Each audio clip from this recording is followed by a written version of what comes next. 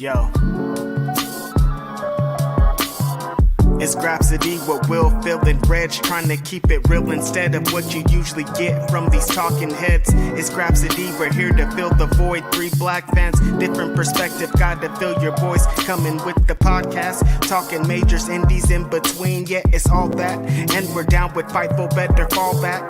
Coming for respect, we connect like a ball bat. No need to double check, these are all facts. You're listening to us talk raps.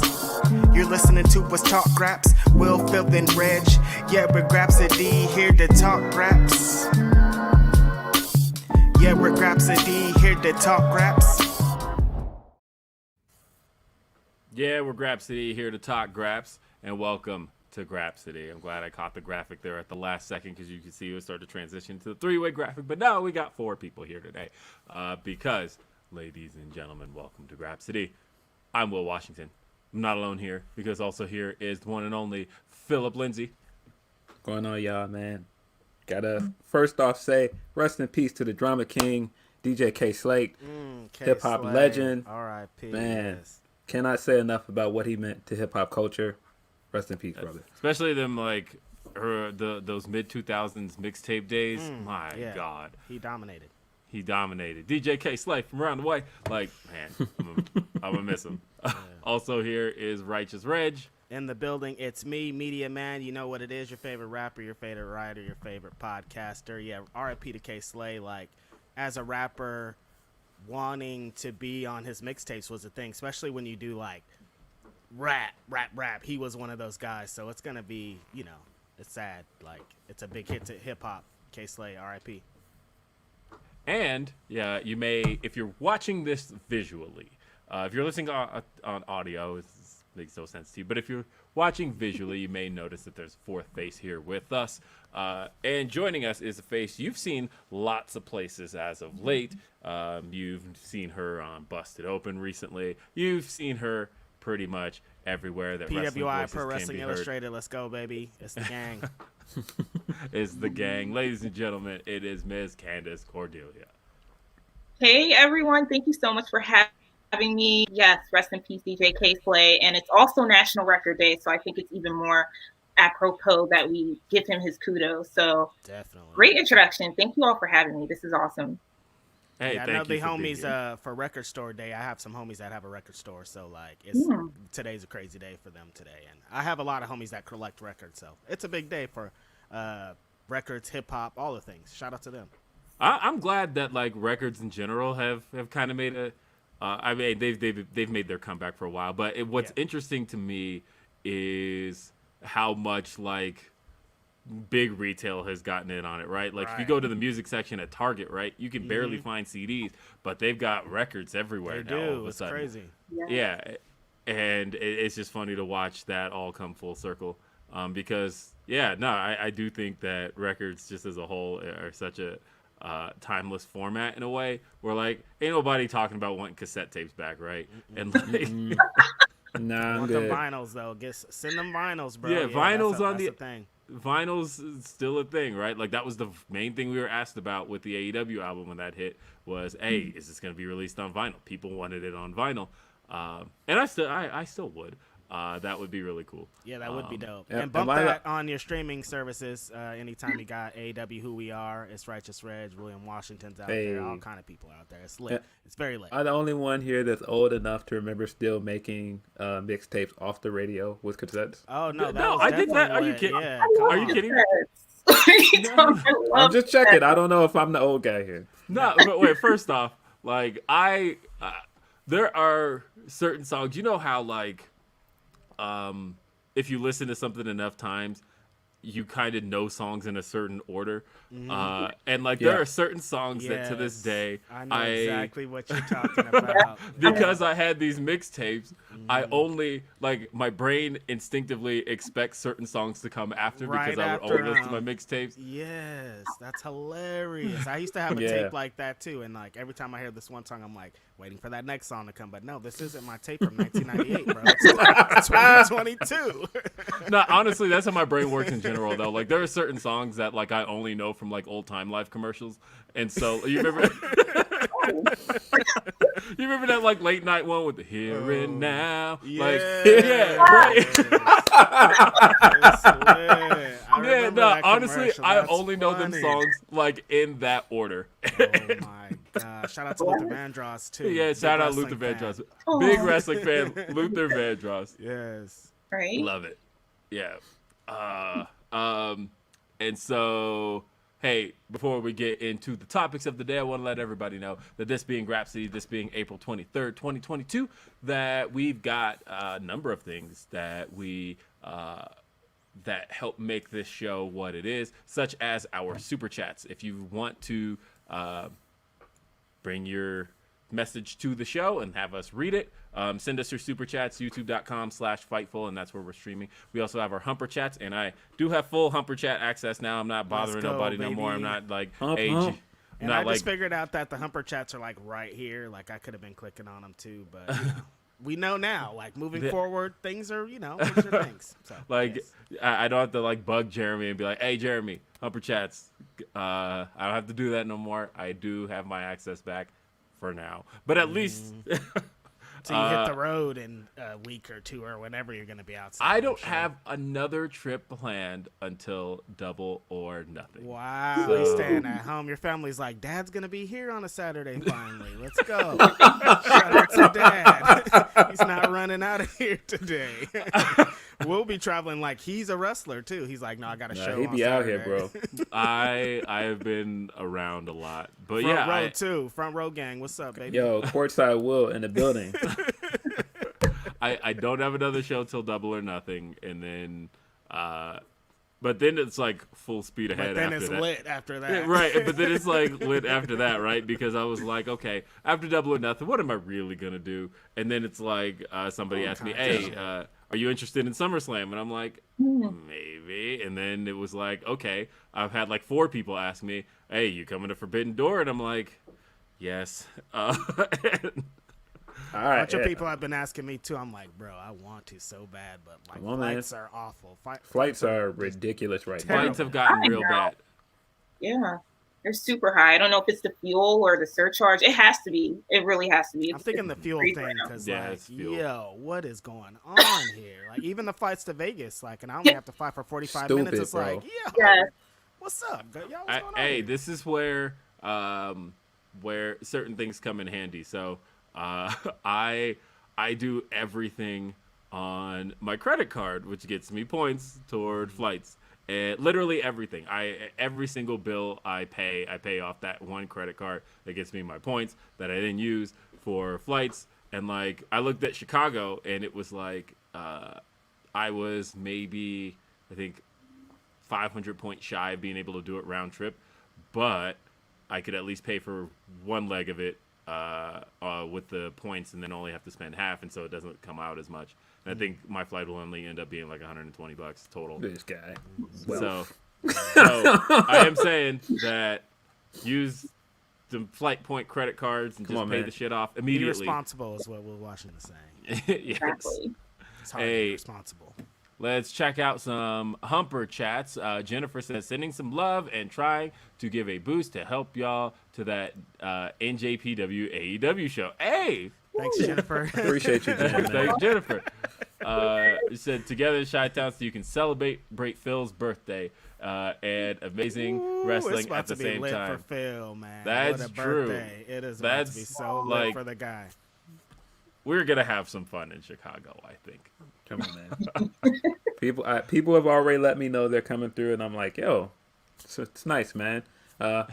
Come through and go to Forbidden I Door. gotta get to Chicago. Celebrate your boy's birthday and Cody Rhodes' birthday because we have the exact same birthday, like year and everything, the exact same birthday, which is my hilarious. Oh, that's crazy.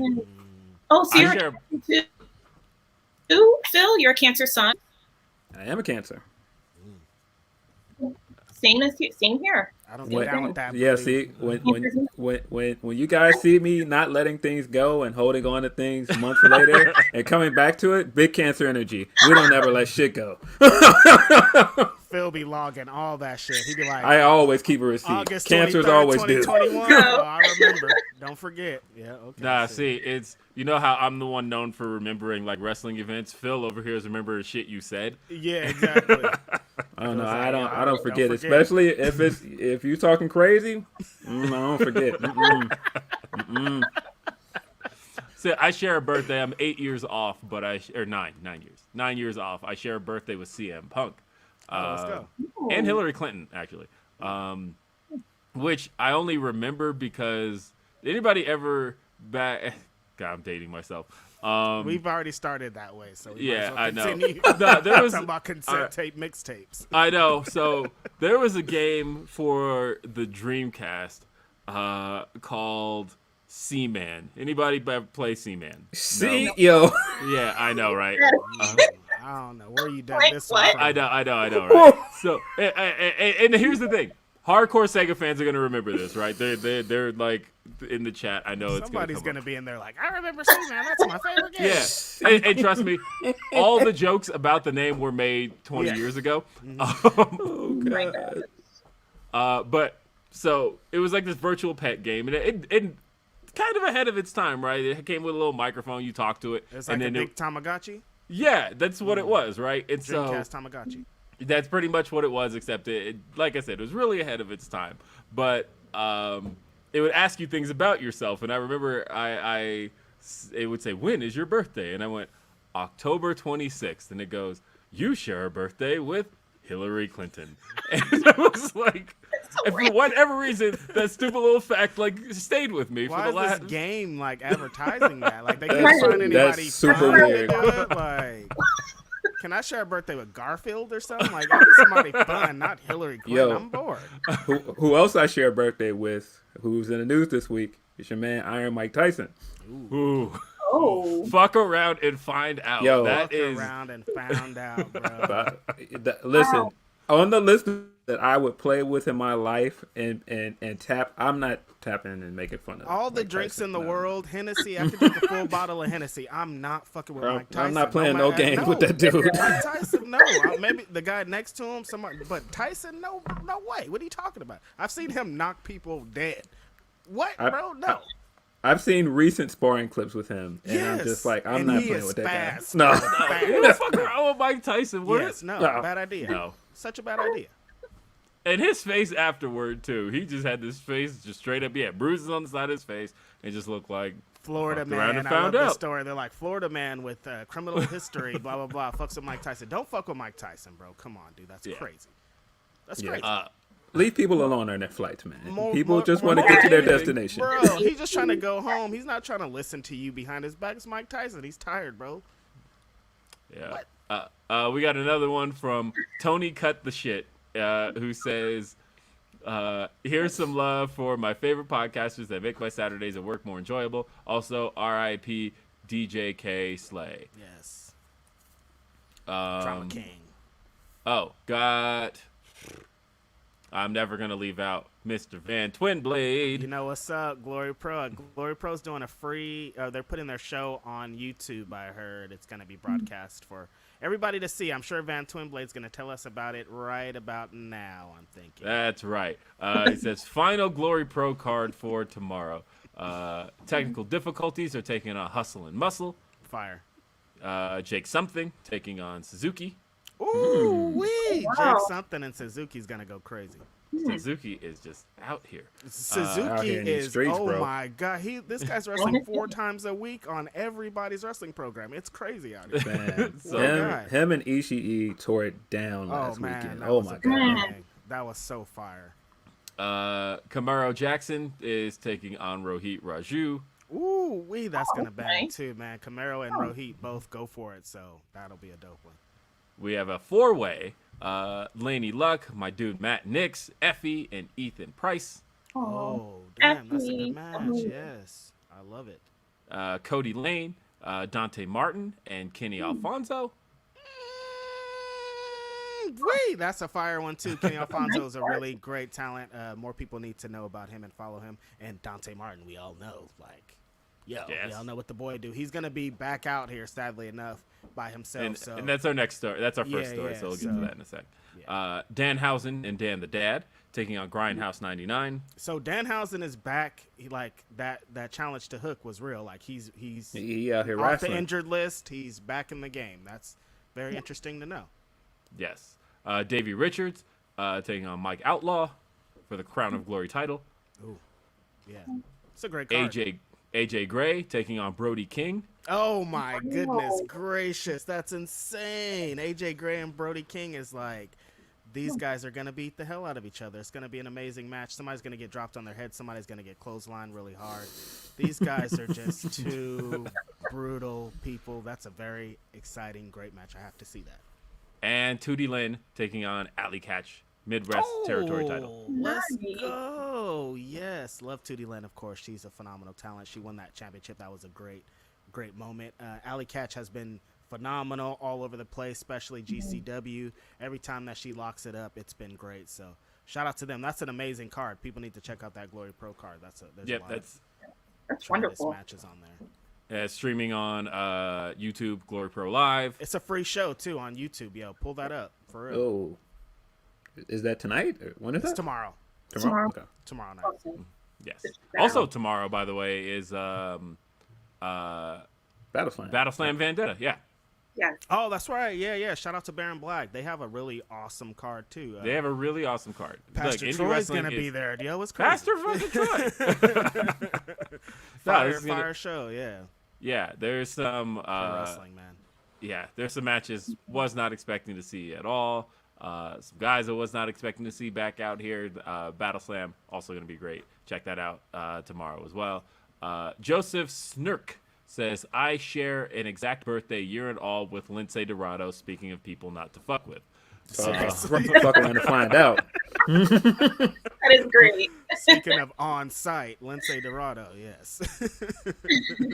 Matt says, happy Saturday, Will, Phil, and Reg. So who's going to Chicago? I'll be there. Give me Punk versus Okada so me and Phil can tweet about this constantly. I keep saying Punk and Okada, but we got to have Punk and Kenta, bro. Like, Kenta has been like, give me this match for like so long. Give Kenta this match, Look, bro. here's the other thing, too. I feel like if I were selling this pay-per-view, I would not just make the pay-per-view the place to see certain matches. Like, Right. build up to. Like, Yeah, as a it could lead to preview, something. You're right. yeah, like as a preview of what you're gonna get on this pay-per-view, like let's see Punk versus Kenta. If our ultimate goal is Punk versus Okada, Right. like let's get some stuff on the road. Throw it on to- Dynamite. Throw it somewhere. Yeah, Yeah. have a big Yeah, show because this then. is a pay-per-view, right? And you gotta sell it. So I feel like a good way to sell it is give us some preview matches.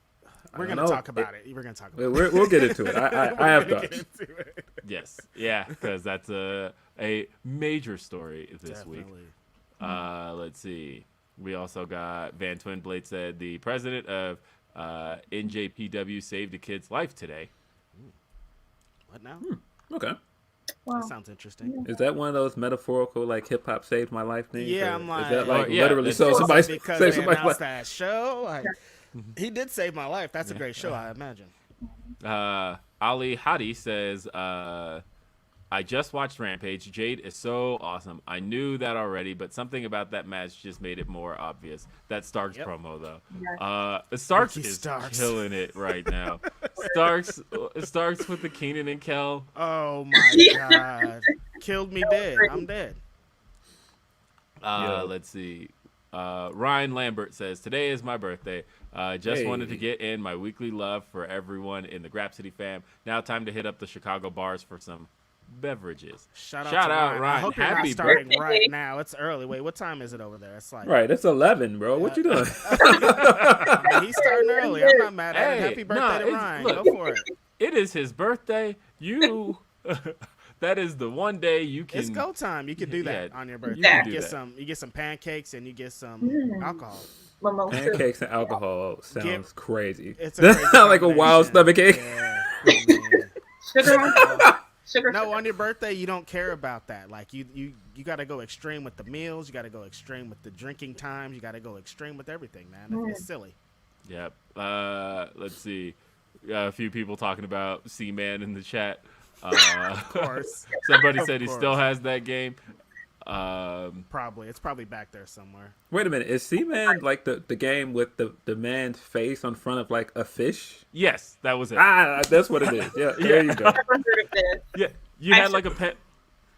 You had like a pet fish. It had a human face. Yeah, that was it. That was it was creepy as hell. Weird. But like, I don't know. I was one of those Dreamcast owners who like there wasn't a lot to play, so I owned There wasn't. everything. Yeah. Anything that came out, I was like, let me cop this. Let me see what it's about. I legit got a Dreamcast just to play Fire Pro Wrestling. Like that's the only game I wanted to get. Everything It was else the extra. birth of 2K. That's where Yeah. 2K came from. So I had for that same reason, Reg, I had a modded Dreamcast where I would imported the New Japan game, the All Japan game, and because they had the Tokon Red Student, which was New Japan, and then they had the All Japan game, like all that stuff.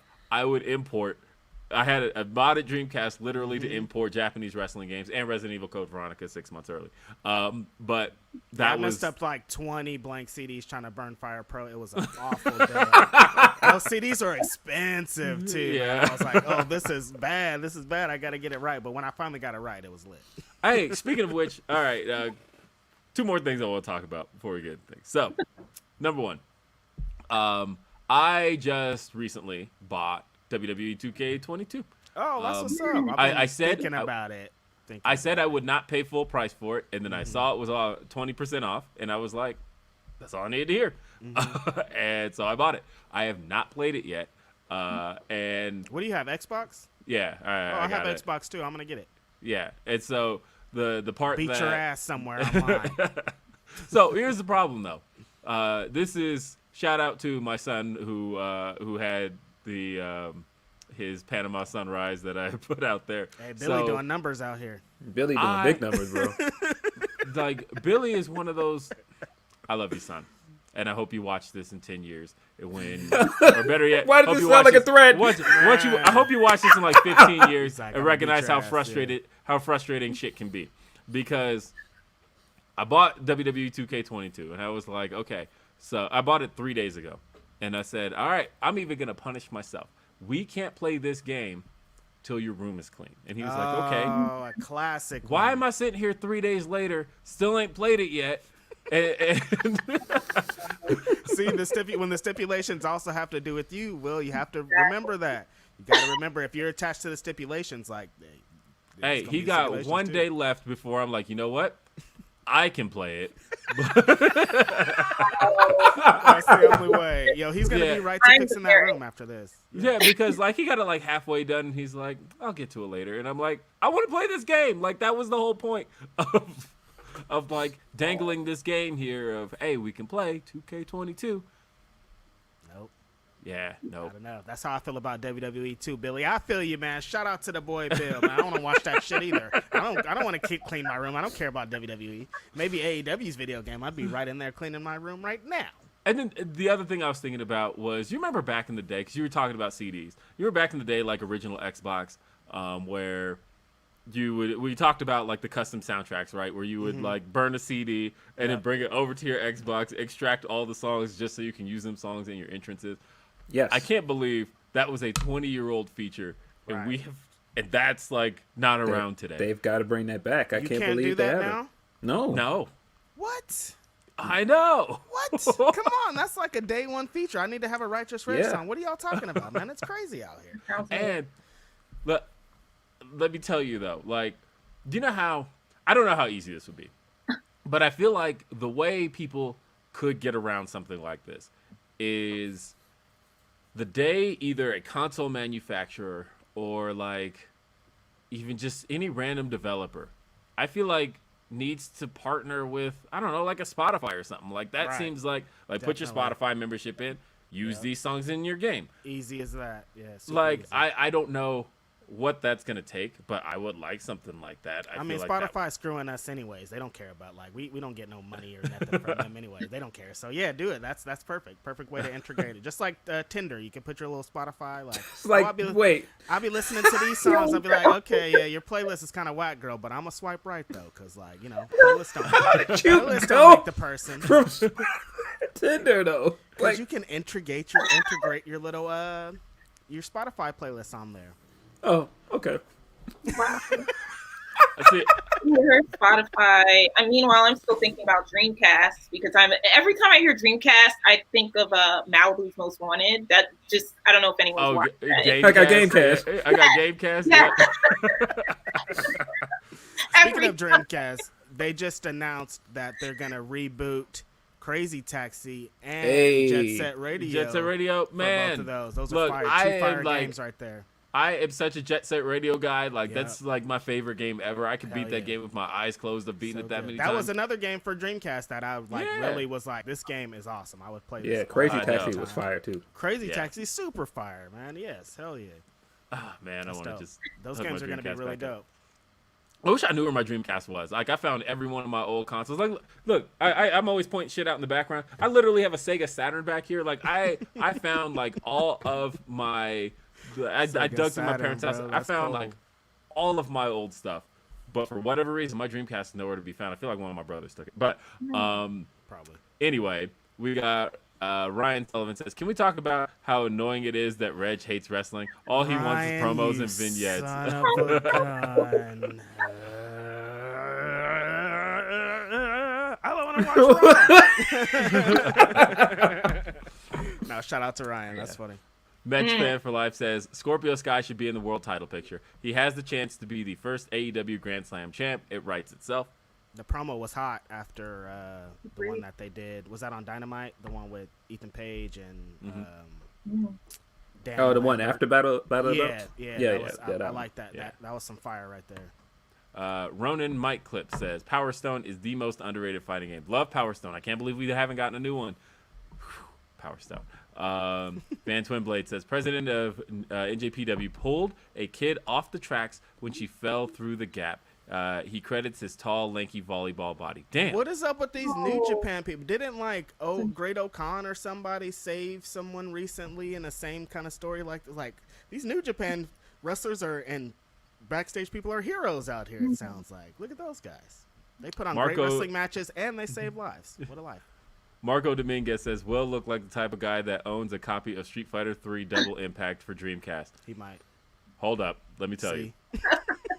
Not only did I own Street Fighter 3 Double Impact on Dreamcast, again, I imported the Japanese version like 6 months before it came out, which was called Street Fighter 3 W Impact on Dreamcast. And then because I couldn't understand any of the menus when it did get released in English, I did rebuy it. So I actually own 2 copies of it. One Japanese that I haven't played since it was out, and then an American copy because, like I said, really it was just the menus. I figured my way around it because I'm like, the game is still playable if I can just get around it, and there wasn't like Google Translate or shit back then. So like I literally got this in 2000. Like I didn't have Google Translate. It was literally just, all right, I assume start game is here, and I assume this is options. Yeah, that's how for the Fire Pro game. It's like, I don't know what any of this stuff says. Like, I'll get to the match somehow. Yeah, that's what it was for wrestling games too. There was no chance I was gonna understand anything other than I assume that like at least I could see what meant 1-on-1 and what meant 2 versus 2 and all of that. And then it's like, okay, can I make my way to the roster? I'm sure you were on game FAQs going through the big giant list of things. I remember printing like a 45-page some kind of game thing off game FAQs just to like waste paper. The amount of paper I used to waste printing stuff off of GameFAQs or some website. This printer ridiculous. Is going out me? Today. I'm about to burn it out. Creator wrestlers, I used to like. Oh my god! Because look, first off, if y'all are playing wrestling games right now, community creations, and y'all have like you could just download wrestlers. Luckiest people in the world. What you didn't have to do back then was download all the attributes to create the wrestler, and it was like, okay, all right, I want to create this Jeff Hardy because it was like right after Jeff Hardy got released, but his entrance was still in the game, and so. There's no downloading Jeff Hardy. There was, all right, you got to read all these attributes, and then you put in every single attribute until you're done, and you look at it and go, I mean, I guess that looks like Jeff Hardy. Right. You just wasted 5 straight hours. Because there wasn't never no pictures neither, right? It was just like you had to take a guess. Like, this one might be the one. I think I'll try this one. You can.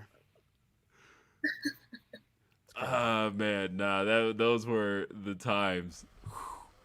And Marco says, JFC, take this extra super chat for the W Impact shout out. I told you I had it. Will Washington.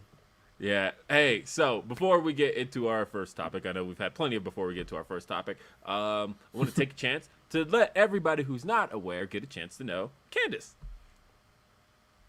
Yay. Perfect. So, the floor is yours, Candace. Tell the world who Candace Cordelia is. Yes, I am, and thank you for that introduction. You guys are fantastic. So, I am on the staff with Righteous Reg. Oh my God, I said Righteous Rev and Reg. You're the preacher. Exactly. Media man. These are the facts. Pro Wrestling Illustrated. So I am a contributor and as well as a host of my show where I have interviewed so many different wrestlers and people in the wrestling industry. And that has been ongoing since last year. Absolutely love it. It's called Face Turn with Candace Cordelia. And yeah, I have interviewed so many different people, so many of my favorites from Effie. We just talked about Effie, Jazzy Gabbard, Matt Cardona, Chelsea Green. There's so many that it just escapes me, but there's more to come. So it has been fantastic. And then I also work with Broadway World. So that's something that a lot of people weren't expecting because we're going from wrestling to Broadway, but that is something that I also do. I have a show there as well. When I tell people this, they're just like, wow, why Broadway? But I've always been into entertainment. I've always been a theater kid. My start was in entertainment as an actor, and from acting to hosting to writing, I just have always done all three. So it's not really a jump for me. And I think there are similarities between theater and wrestling as well. Definitely. From what we see on television. So I really don't think that there's a difference in those aspects. But I do work for Broadway World as an on-camera interviewer, and I write for so many other websites that don't even have to do with wrestling. And yeah, that's just the briefest spiel I could possibly do without, busy. How did you get into writing about wrestling? That's a great question, actually. So it's funny because I really didn't start watching a lot of wrestling until I want to say maybe 4 or 5 years ago. Mm-hmm. And I started off writing for this website, Diva Dirt. I don't know if I'm sure people, Phil, I am a Diva Dirt alum. Yeah. Yes, you are. Same here. Exactly. And that's how I started. I started writing for Diva Dirt as well as getting into the independent wrestling scene after just, asking around for interviewers, what jobs they might possibly have, because the first notion that I had that was a job that you could do, and I've said this so many times, was watching Renee Young, for a pay-per-view for WWE. And at that time, I was like, oh, I didn't know that, I grew up watching Mean Gene, but I was thinking this job still exists. This is still something you can do. And to see a woman doing it, that solidified it for me. So I thought, me being me, I was like, I'm just going to see if I can find a job doing that with any wrestling company. And then I was introduced to the worldwide spectrum of independent wrestling, which I had no idea existed. And I was living in Jersey. So my eyes were wide open to that whole scene. And it was just, I just dove right in. It was fantastic. And then from there, I did writing, stopped doing wrestling writing for a minute, started doing a whole bunch of interviews, backstage interviews at wrestling promotions. And that's how it started. And then from there, it was like everything just happened so fast that next thing I knew, I was writing for Pro Wrestling Illustrated. So there's not really one straight line. It was just, I was doing so many different things and things were happening so fast that that's what happened. So yeah, here I am. That's awesome. And New Jersey's a great place for independent wrestling. That's a great place to be. Yeah. So it is. Yeah. It is fantastic. And at the time that I was there, everything just was destined. There are so many independent promotions in New Jersey alone. Right. And then when you're thinking about New York too, Philadelphia at the time, that's where I'm from. Just that trifecta, that tri-state area, it's incredible. And even Delaware, there's so much happening in so many different areas of this side of the United States that it's out of control, but it's also healthy. Yeah. Those places you just mentioned are like legit the reasons why I got into independent wrestling. Like as West Coast, we were always kind of out here, but we didn't get a lot of play. But like when I first got in 2002, 2003, it was CZW. They were in all those places. Ring of Honor were in all those places. So like, yeah, that's where like the mecca of what independent wrestling, what AEW, all these companies have become like started in those areas pretty heavy. Yeah. So. And it's wild because the first shows I remember going to, like House of Hardcore, like I remember seeing, I think the very first or the second show, independent show, I remember seeing MJF, and I remember seeing Britt Baker. There were so many people that are on TV now that I'm like, I remember seeing them at these independent shows and just being like, oh my, like you could tell at that time too that they had something. But you know, MJF, you were like, this guy's it. Yeah, absolutely. I remember interviewing him. He was like the second day of interviews when I was doing backstage interviews. He was one of those people that I interviewed, and even then I was like, yeah, this guy has it. There's something, like you can just tell when you meet certain people that they have a certain it factor. So it's just been incredible watching people grow from like the indies to WWE, AEW, you know, Ring of Honor as we have it now, MLW, etc. It's Impact. It's just awesome. Hell yeah. Impact. We're about to talk a little bit about Impact later. Coming up here too. We have to. That's number 3 topic. Number 1, wanted to kind of get the down notes out of the way. Yeah. So we'll start with number 5 topic. Unfortunate. Yeah, number 5, Darius Martin injured, and as first reported by Fightful, Fightful Select, of course. This was not one that was going to get paywalled. But Darius Martin. We learned at Fightful was injured this past week and will be out a significant amount of time, as Darius tweeted yesterday. Not a wrestling injury. And part of the reason for that tweet was there were a lot of people who were jumping at him like, his wrestling style is injury prone, all that shit. It's not a wrestling injury. Nope. It's not. As far as the nature of the injury, not my place to put that out there. I will leave that to. We're letting Darius handle that. We can't just be, leave that to Darius. Our place to say stuff. Yeah, I did reach out to Darius, and I heard back from him. And really, it was just, just out of concern. I love Darius. We hung out with him back in Dallas, and I saw him again just last week in New Orleans. Love Darius Martin. Great dude, and. It's unfortunate because he worked so hard to get back, and they had big plans for Top Flight as a tag team. Fucking Top Flight, man. They were already going for it out the gate pretty much. So they just had a match with the Hardy Boys, man. Like they, you know what I mean? Like they were setting them up for some good stuff to happen. Top Flight is they're one of my favorite tag teams in the world since the first time that I've seen these two gentlemen together. First time I saw Darius as Airwolf in MLW and in different places, I was like, yo, these guys got it. Then when I saw he has a little brother that's insane, and together they make this amazing thing. So it's so sad that he just came back from this long leg injury. I remember talking to him at the last WrestleMania in Florida when he was going to have the surgery and all the stuff, and then he comes back, they get a nice little run, and then this thing happens. If I'm not mistaken, I don't even think the last match he taped has aired yet. I think he taped something for the next edition of Dark. Okay. Because I'm pretty sure at Battle of the Belts they taped 2 episodes of Dark, and I don't think his match from that Dark taping aired. Has aired yet? Yeah. Yeah. So. Okay. Yeah.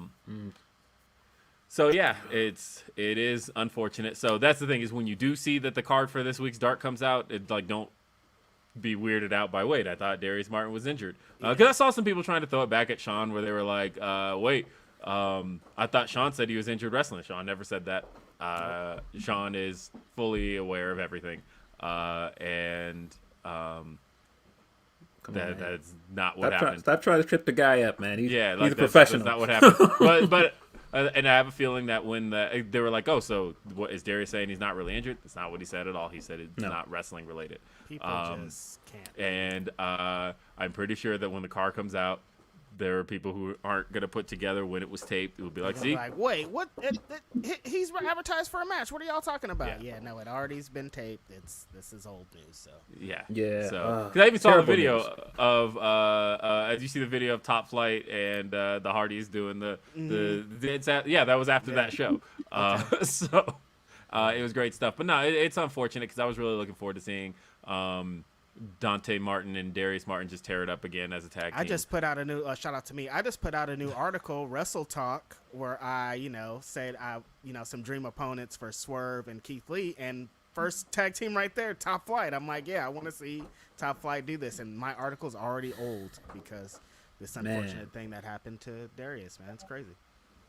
Yeah. Sad news, man. I mean, like Reg mentioned earlier, I don't think people realize because Dante, had such a great year last year that at one point people thought Airwolf was going to be the guy out of that tag team because he had the bigger name. He was having the more notable matches, and just injuries just really stunted him that first year. I mean, it helped Dante out a lot, but man, that pop that they had together when they got back in the ring together, I just felt like it was off to the races, and it's just the really pop sad, he got, man. like I felt that pop was so great when they came out at Daly's place and the Top Flight music hit, and it was like, okay, here's a reaction for Dante because we like Dante. But then when Darius came out and everybody stood up out their seat, I was so happy for dude. That was a moment, and I really liked it, and it's unfortunate. Damn. And I hope to see kind of Dante continue to work on Dante some more. Because they were booked and busy too. I think that's the saddest thing is Top Flight was like booked for a match tonight. I'm sure tomorrow. Like they were booked this weekend. They're booked next week. They were booked up. So Dante Martin's still gonna be out there tearing it up. It's gonna he's gonna climb to higher heights and do the things that he was continuing to do before Darius came back. So Dante's gonna be good here. We just want to send some love out to Darius because fuck man, that sucks. More than anything, does. I think, man. More than anything, that's just so unfortunate. And yeah, actually, you know what? Not a bad idea. Somebody in the chat said send Dante to ROH. Yeah, definitely do that. Hey, I mean, Fast. Yeah. if this partnership is starting to open door for guys to go to Japan, send Dante to be in the Best of Super Juniors, man. Oh my goodness gracious! Yes, listen to Phil Lindsey. That's an amazing idea. Dante and the Best of Super Juniors, super hot fire. Yes, please do it. Please send him. Fast.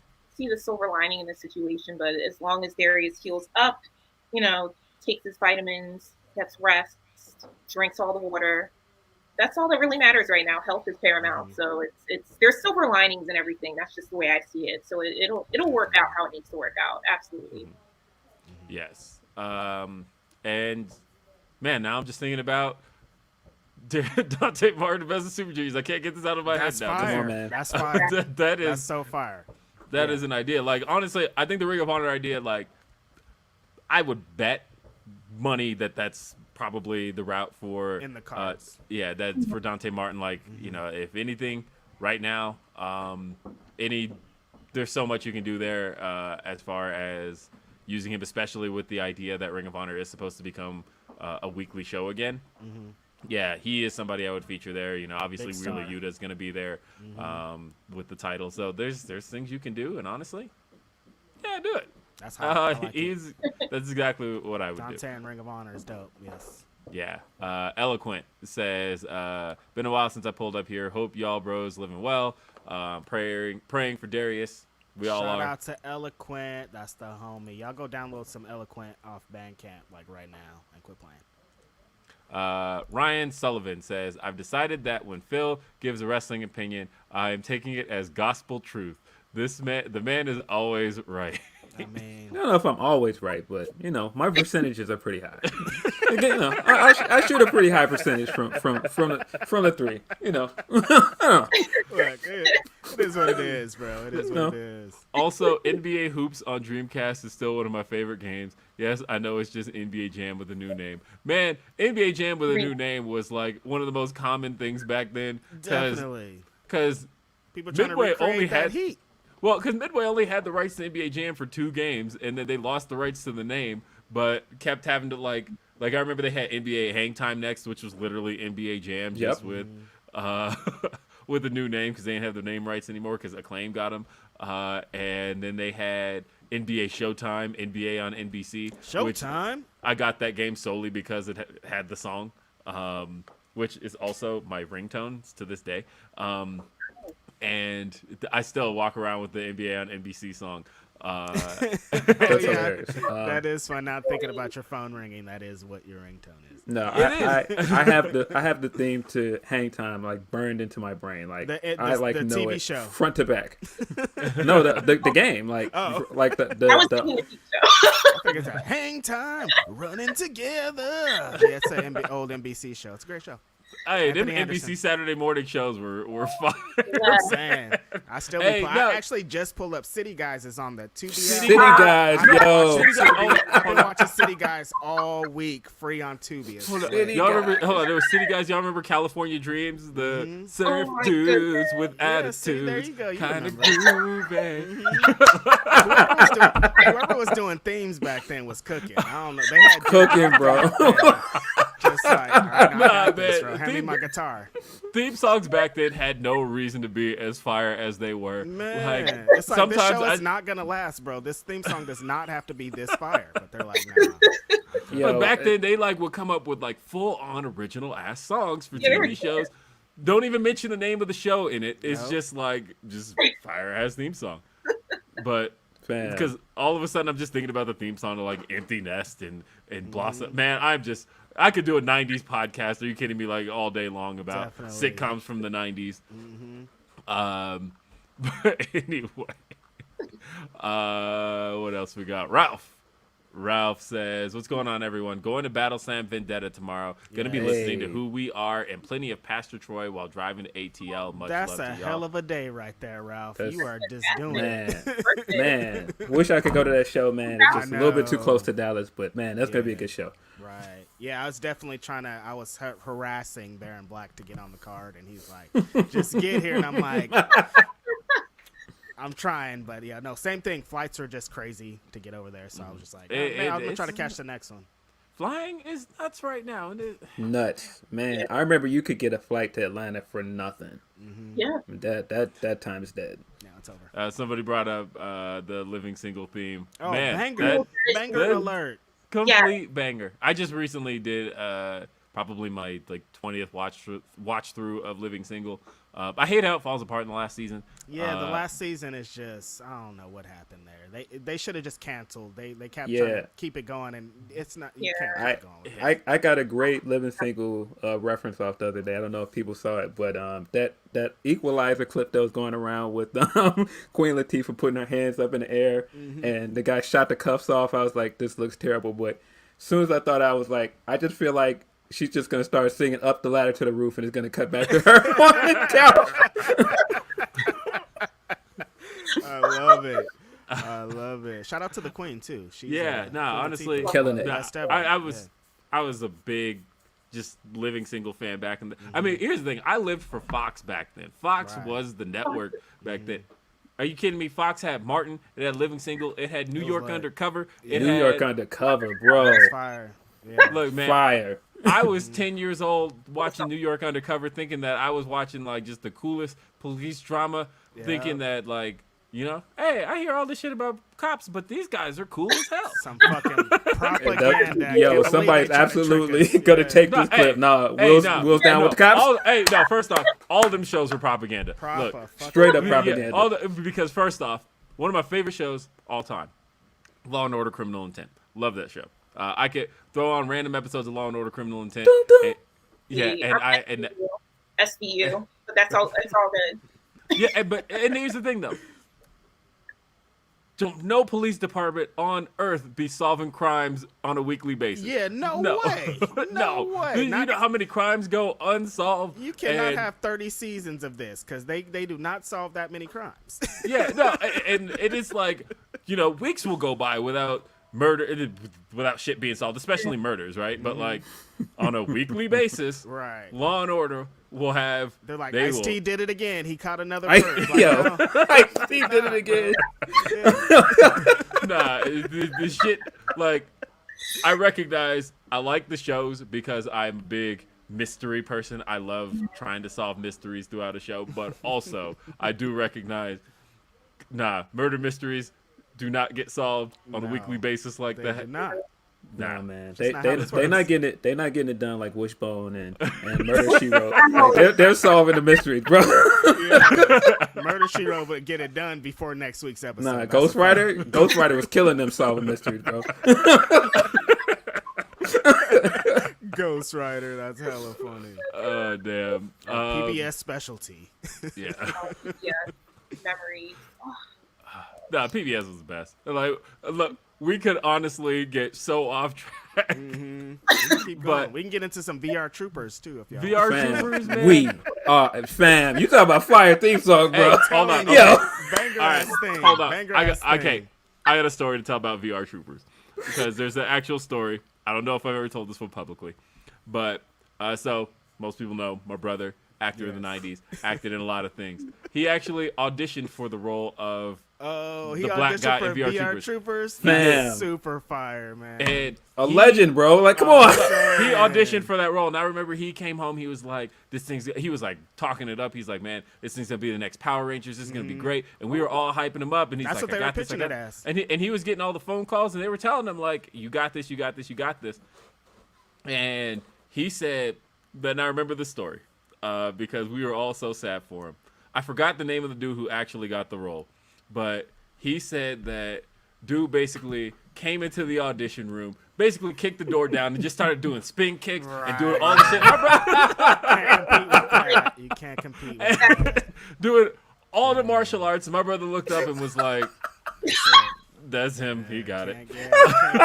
Hey, you can be smooth, you can be fly, you can be cute, but if this guy's doing kicks, man, you Fam. can't compete with it. Virtual reality troopers. Man, but that Hey, was that like, theme though. That theme in was my fire. house, we were talking up VR Troopers like, we were like, man, David's going to get this role. This is going to be it. He is going to be, he is going to be set. Damn. They Because, screwed like, David, man, they screwed him. yeah. My man came in as a try-hard and got him up out of here, bro. There are Damn. 2 roles that David auditioned for that he didn't get. Because the other role that he auditioned for, sorry, David, I'm going to bust you out for that. Oh, shit. And this is the same David who appeared on Grapsody a few weeks ago. Legendary. David auditioned for the role of Blade in the Blade TV series that Sticky Fingers ended up getting. Oh, Sticky Fingers guy. I remembered that because I was like, why is Sticky Fingers here? This makes no sense Come on, at man. all, bro. Let me tell you, David was so petty. When that show got canceled after 1 season, he was like, Oh, shit. Sticky Fingers can't hold together a show, man. What is he doing here? Come on, he doesn't know anything about this. he's like, hey, if y'all had picked David Michael instead of Sticky Fingers, I'm just There could have been saying. 10 You might seasons still of that. There could have been 10 seasons of Blade. We don't know. Nah, man. I Somebody, fucks with the Onyx, but yo, what are y'all doing?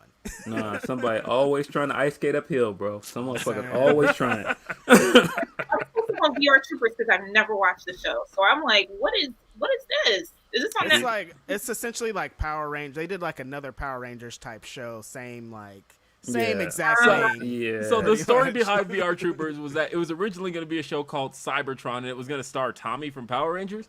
Okay. But then because they wrote his character off of Power Rangers, they wrote out the Green Ranger and all that. He was supposed to be done, but kids were like demanding, no, we want Tommy. I was like, yo, no, bring Tommy back. What the fuck are y'all doing? Tommy was so popular that they're like, okay, so they ended up commissioning more footage for the Green Ranger and continuing on Tommy's story. And so they're like, okay, but we just commissioned this other show, Cybertron. What the hell are we doing with this? And they turned it into to VR Troopers. So and that's then why it he was- became the White Ranger. Is that what the story is, or was that before? the White Ranger came later. That was basically Okay. after they brought him back That into probably the show. was one of his negotiations. They're like, look, we're gonna make you lit. We're gonna make it a White Ranger. You're gonna it's gonna be lit. You want to? Yeah, they brought him Because back. when the White Ranger happened, oh my god, Oh, that bro, was I wanted to wear all white every Fam, day you of my talking about a life. rollout. The White Ranger rollout I'm was saying, crazy. That rollout was insane, Yeah. bro. All right, Times. What the 90s were some times, I tell you. 90s were some times. TNT title. Let's talk about it. Scorpio. Yeah. So, man, of course, this thing got spoiled for me immediately. Yeah. Shame on you, Yeah. Twitter. Right. And the thing is, we knew. We didn't talk about it last week. I wasn't going to talk about it last week, even though the show was airing before. We definitely knew. We already knew, but... So what happened here, you guys? Why is Scorpio Sky lose his championship? Oh, I mean, the easy answer was the turn. That there's a double turn happening here. That Sammy Guevara is getting heat, and they're not going to Cody this one.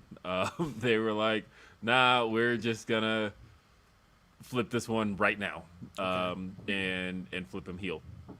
And a lot of people don't feel like Scorpio got a fair shake. How do you feel, Candace? You think Scorpio got a fair shake in this?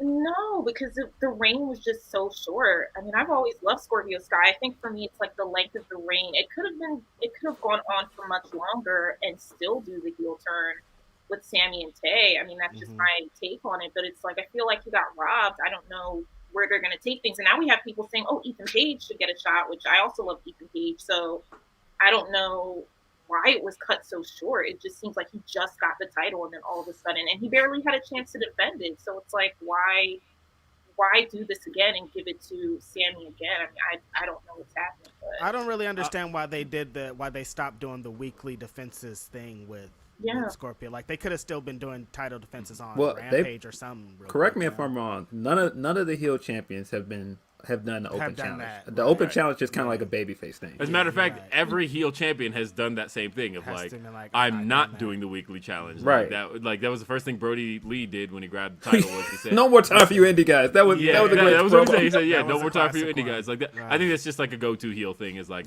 I'm not defending it the way that this babyface did. So I think in that sense, kind of sucks to see the belt on a heel at that point. Yeah, right? like damn, that means it's not going to be defended again so, because there's another heel. The people I've talked to about it have said the following. They said calling a spade here, because Scorpio Sky is one of the most liked people backstage. Yes. And from what I've heard, it is. And this isn't from anybody in so much a booking perspective, but people who are just in an observance perspective, who have said that they see that Scorpio Sky wasn't clicking as a heel. They're like, look, Sammy wasn't clicking as a face, Scorpio's not clicking as a heel. But both are liked enough in the company to where this doesn't mean just give up on them. This means, okay, let's try something else. Let's try this. Mm-hmm. And so, and watching the match last week, you could almost immediately see that, like, as Scorpio was signaling to the crowd, you want me to do it again, crowd was getting into him. When Scorpio got on the mic this week, crowd was getting into him, and, you could see him trying to pull the crowd on his side. As far as Sammy's concerned, I mean, Sammy's a company guy. He is somebody who has been there since day one. He wrestled the first match in AEW. He is somebody that they are firmly behind. They don't see the fans booing him as a reason to get rid of him. They see that as it's not. I don't think it's go away heat. I just think people would just want him to be a heel. Yeah, I think people are just annoyed with a lot of things with him. Also, nobody in wrestling believes go away heat exists. The only way go away heat exists is if they look up and see that you're like go away. Yeah, if people go away, if they're like heading to the stands or they're changing the channel, but if they're just booing, they're like, no, that's just that's heat. something. Yeah, that's just reaction. Man, it's tough because Sammy has had 3 chances at this now, and I feel like a big issue I had with his first reign is that he just wasn't interesting as a face the first time around. It just felt like he was just a face for the sake of. Like any other face that's been TNT champion, like we had reasons to be behind him. And I feel like they fixed that with the Cody thing. And then it was like, all right, but Scorpio's champion now, so let's move on.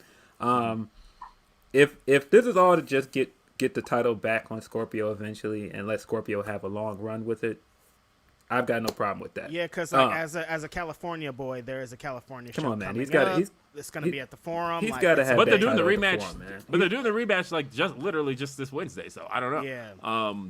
You think he's winning that, or I don't know. I have no idea. It's set up for Sammy to win. I'll say this: perspective, if I were a petty booker,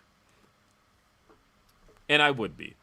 If I were a petty booker and I knew that there are certain records in the company that were held by somebody who just jumped ship to the other company, I would do whatever I could to wipe out the other his... company does that.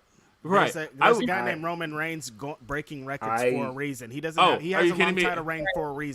Nikki Bella broke AJ Lee's reign like immediately. Right. After. Yeah. But if I were petty like that and I wanted to wipe out people's records, I know that Cody Rhodes holds a lot of the TNT Championship records, including two one of which Sammy just broke, which was the most reigns with the title. Sammy now tied it. Yeah. And Sammy's been claiming 4 because he claims his interim is 1. Technically. But officially on the record, he does hold 3. He did tie Cody's record there. And Cody actually holds the record for shortest TNT title run as well. And so that is also one that if... I feel you just keep knocking these records. Like, Sammy's right there. Just push him over the line. Honestly, if Sammy lost on Tuesday or on Wednesday, he also wipes that Cody record out too. Literally. I just wrote an article about the TNT title for Bleacher Report last week. And the big record that Cody holds is the most consecutive title defenses at 8. Nobody has beat that record yet.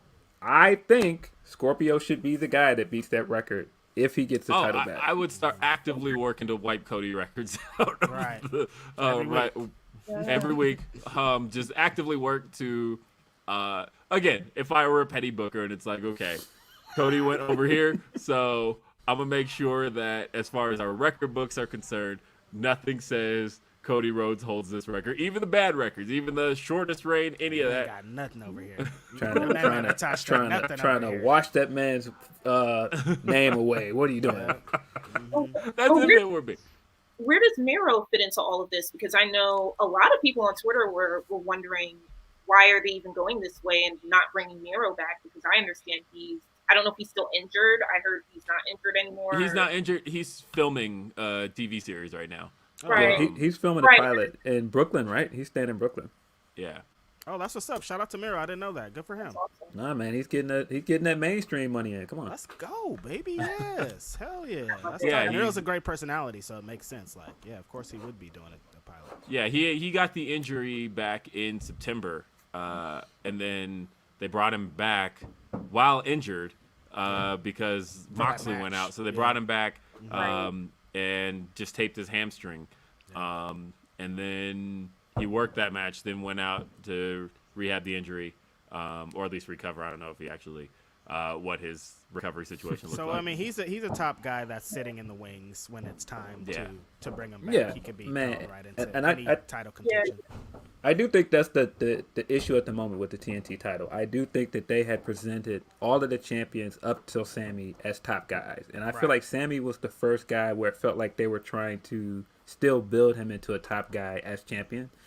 And I feel like that's kind of where some people are like, it's lost its prestige or it's diminished the value of the title, which I don't totally agree with, but I just think it's just Sammy has had some real struggles as a babyface.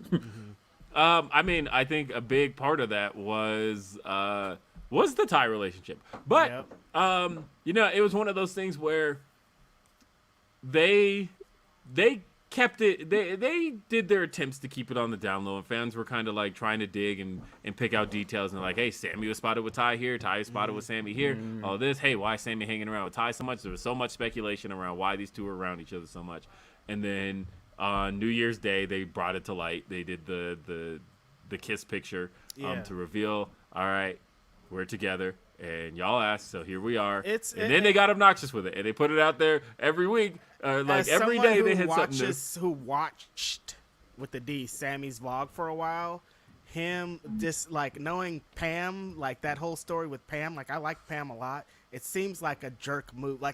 If the timeline adds up, you're like, this guy's an awful person. You know what I mean? So he has to be a heel. As soon as Pam was out, heel.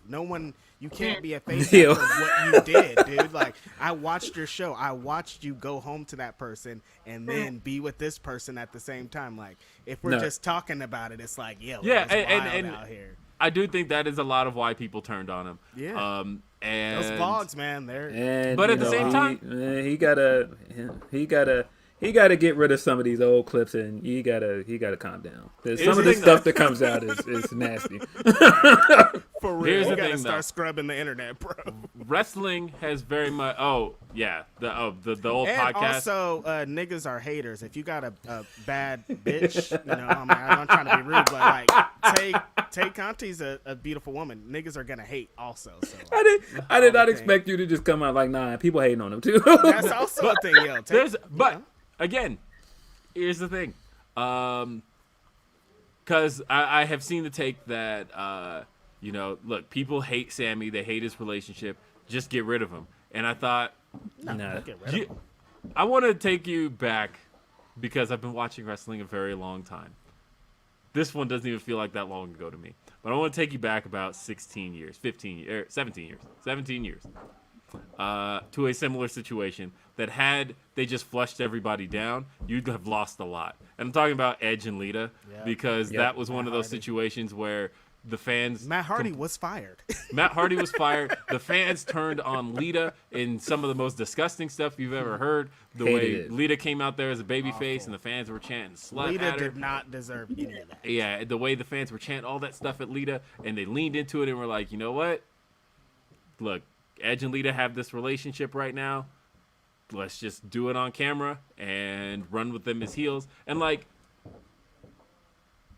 what is being currently described as go away heat right now, that's what Edge had. Yeah, people did not like Edge. They hated Edge. Like, Edge was stuff not at him, throwing things in the ring. Like, they hate, this was like real, like, Memphis Edge was 1970s heat.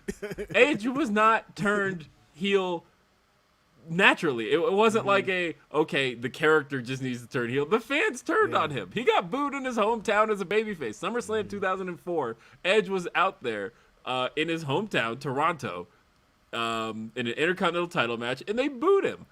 And it was one of those things where they leaned into it. They leaned into the relationship with Lita, and it turned him into the Rated R Superstar. And it turned out to be the biggest thing that ever happened to Edge, and it moved him to the next level. So I'm not going to be like, look, we're seeing what's happening with Sammy. You can't just throw him out. That's crazy. Yeah, and it's like, nah, can't do that. Especially when we've seen in the past that situations like this have turned into positives. So I don't know if this situation would turn into a positive, but it is comparing it to. Well, we don't need to throw the entire baby out. Yeah, but at the same time, as far as talking about Scorpio's run, like, I am the biggest fan of Scorpio Sky. Mm-hmm. I just think that he is, like, when he calls himself a wrestling savant, there's no disagreement from me here because, like, that man, I still feel like his match with Darby was one that I wish had a full-on crowd because they just need to present Scorpio. Are you talking about the TNT title match? Yeah, the TNT title match. Yeah, that match was fire. That match was so good. Scorpio Sky is an incredible performer. And I think that, like, does anybody remember the first TNT, not TNT, the original World Tag Team title tournament? Mm-hmm. Like, that whole tournament. He was the star of that tournament. Yeah. That tournament was a vehicle for Scorpio Sky. That tournament was, because he wasn't originally going to be in it, and then, but that was the storyline. Like, the storyline was. I like what they were doing then. They were showing him like at the beach in in LA, and like they were showing like his personality more. They haven't been showing it a lot recently. Right. And if they just get back to that, then we're living. Like, remember they did that video package for him where he like visited his parents' graves and all that. Yeah, and, like, all that stuff. Yeah, like that stuff was really good. I think he's a really likable guy, and I want to see. Oh, is that? Wait, hold on. I want to talk about Candace's cat for a second. He does this. Charlie, he likes to say hi because he's, he likes to show off. It's my ginger. So you see, Sorry. It's all good. Hey, my cats do the same. Cats are a part of our show. Yeah, I know. I have two that just like make their way around here, and at some point they'll do it. But no, I love Scorpio, and but honestly, I don't feel like he clicked as a heel. I don't want him to be a heel. I don't feel like he is somebody that I can dislike. He is somebody that has just a natural, fun personality. He is somebody that you talk to anybody that knows Scorpio Sky, that he is somebody who just comes off as genuine. And people like Sky a lot. Like, even when they were doing the SCU thing and this is the worst, like, people like that. But that was like a tongue-in-cheek thing, right? It was exactly. Like, it was like over, too. The whole, everybody in every city was like, yeah, we are the worst. He's just too much of a likable guy to be heel. Dude. And, like, they tried to get Dan Lambert, and people don't want to see Dan Lambert. I'm off the Lambert stuff. Yeah. I don't need any more. Although, Lambert got cheered this week. What the hell was that? Lambert's like, I'm flipping the script. Yeah. So, like... So I do find it interesting, though, thinking about Sammy and how, in hindsight, that Inner Circle face turn, the only two that have come out of that still baby faces are Santana and Ortiz. But, like, people turned on Jericho. Nobody ever got behind Hager, and they turned on Sammy. After that news of that Jericho stole Daniel Garcia from the Blackpool Combat Club, he's getting extra heat. Now people hate him. He's the worst. Hey, no, you're right. I think Scorpio should be a face, and I hope that this is a big turn back to what he was doing initially in 2019, because I felt like he was on a good run, especially after he lost the titles, and he had the winning streak on Dark. He had that great promo. Then he got hurt, and it just kind of all just got washed away. I feel like the injury at the end of 2020 like really like stalled his momentum, and because it felt like he was going to feud with Brody Lee. I remember he and Brody had that stare down at All Out 2020, and then he had the knee injury, and after that it was like they put the belt back on Cody. He's always been positioned pretty highly in the TNT title. Like from the beginning, it's been like Scorpio's going to be challenging for the TNT championship. Man. And that's why I think there's a great story here of him trying several times to win the title and losing. And then when he finally won it, getting cheated. And that's why I felt him when he did that promo. And he was like, every single time this happens. And that's a good way to set up him winning the title again eventually. And like I said, breaking Cody's record of having more than 8 title defenses. I would like to see somebody gotta stick the landing. Because Darby came pretty close. Darby had, I think, like right behind him at 7. Like, it felt like he was there and then just wasn't. But yeah, I don't know yet. I will say that Scorpio being face gets the weekly open challenge back. I'm all for it. I want that. I saw the shift too this week that when he talked to Frankie, he sounded different. He sounded more comfortable. I saw when he came out with Men of the Year, usually they're like dressed to the 9. He came out with the Nipsey joint. I was like, nah, he's back in his mode, man. Come on. I know, right? Like, hey, I would do everything in my power if I were because there is no harm in wrestling getting behind somebody. And I feel like if Scorpio is somebody that they've clearly like stuck by all this time, is somebody that they're behind, if he is somebody that you want to see get there, you've got LA coming up in 6 weeks. I would do stuff like having him coming out with the Nipsey shirt. I would do everything I can to endear him to them LA fans. Then, come on, man. He's a huge Lakers fan. He's got to have that title by the time they go to the Forum. He's gonna have Lakers gear. It's gonna be. We know what's going on here. Yeah. I would do everything I could. In California, we've loved Scorpio Sky. I used to watch Scorpio Sky wrestle in a mask. He used to do Lucha Libre out in Southern California. He used to be a totally different wrestler. I remember him having crazy matches with Super Dragon and PWG. All kinds of this. Took off the mask. He started doing MMA for a while. California has like a love for this man for a long time. We've been waiting for the show for a long time. So when Scorpio's there, somehow attached to this championship, it's going to be a huge moment. So we're looking forward to it. It's going to be dope. Yeah, I mean, look, his Titantron video already has images of Kobe and Nipsey in it, and I thought, you know what? Show more of that. Show it. Do everything you can to endear him to them LA fans. Take him in front of them murals they got of Kobe and Nipsey and film them out in LA in them streets. Like, go for it. Yeah, get as much as you can, because I would make him the guy for these upcoming LA shows. The one in LA and then the one in I guess the one in Inglewood, and then God, I cannot the one in Ontario. Let's go, baby. AEW, finally, 3 years, man. Like California, like when it started, I was like, AEW is a California promotion. I'm gonna be able to see AEW every 2 or 3 months, like. And then pandemic hit, and they became a Florida promotion. I'm like, what's going on here? Come back home to where you need to be. So you know what's funny is, do you know how many people claim it as their promotion? Because like Phil could also turn around and be like, nah, they're a Chicago promotion. We did just talk about that, yeah. So yeah, I mean, lucky for us, man. They're all over the place. It's lit. Yeah. As far as the TNT title is concerned, I agree with the idea that it does not feel currently like it once did. Yes. That there was something Cody brought to the title, because obviously, like, Cody was a top babyface in the company who also couldn't win the world title. So it did feel like this is the other world championship. They need to do what I've seen online a couple times this week and put the belt on Bryan Danielson. That's pretty much what they need to do. And then people sleep on Darby too, man. Darby was a draw. Darby was a draw. And then on the other side of that, though, you look at Jade with the TBS title. Jade does not feel like like there's been a drop in title. She feels, honestly, in a lot of ways, like the champion. Best women's champion in the company. I've been saying it for a few weeks. Her stock is built. I think that match last night showed that, like, oh yeah, Jade is out here, very out here, you guys. Yeah. So.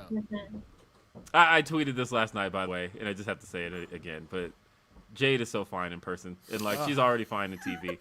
She was, and I already thought being on the show, like she's crazy. Like Jade is fine, and she said it on the show. But I was sitting here agreeing, like, it's true though. But I met Jade in person, shook Jade's hand, and it has haunted my dream since. Now that clip of Red Velvet firing off on Marina though is hilarious. So she was getting them licks in, bro.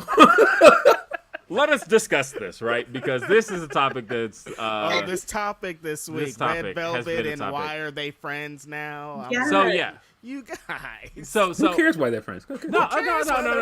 Okay. I will.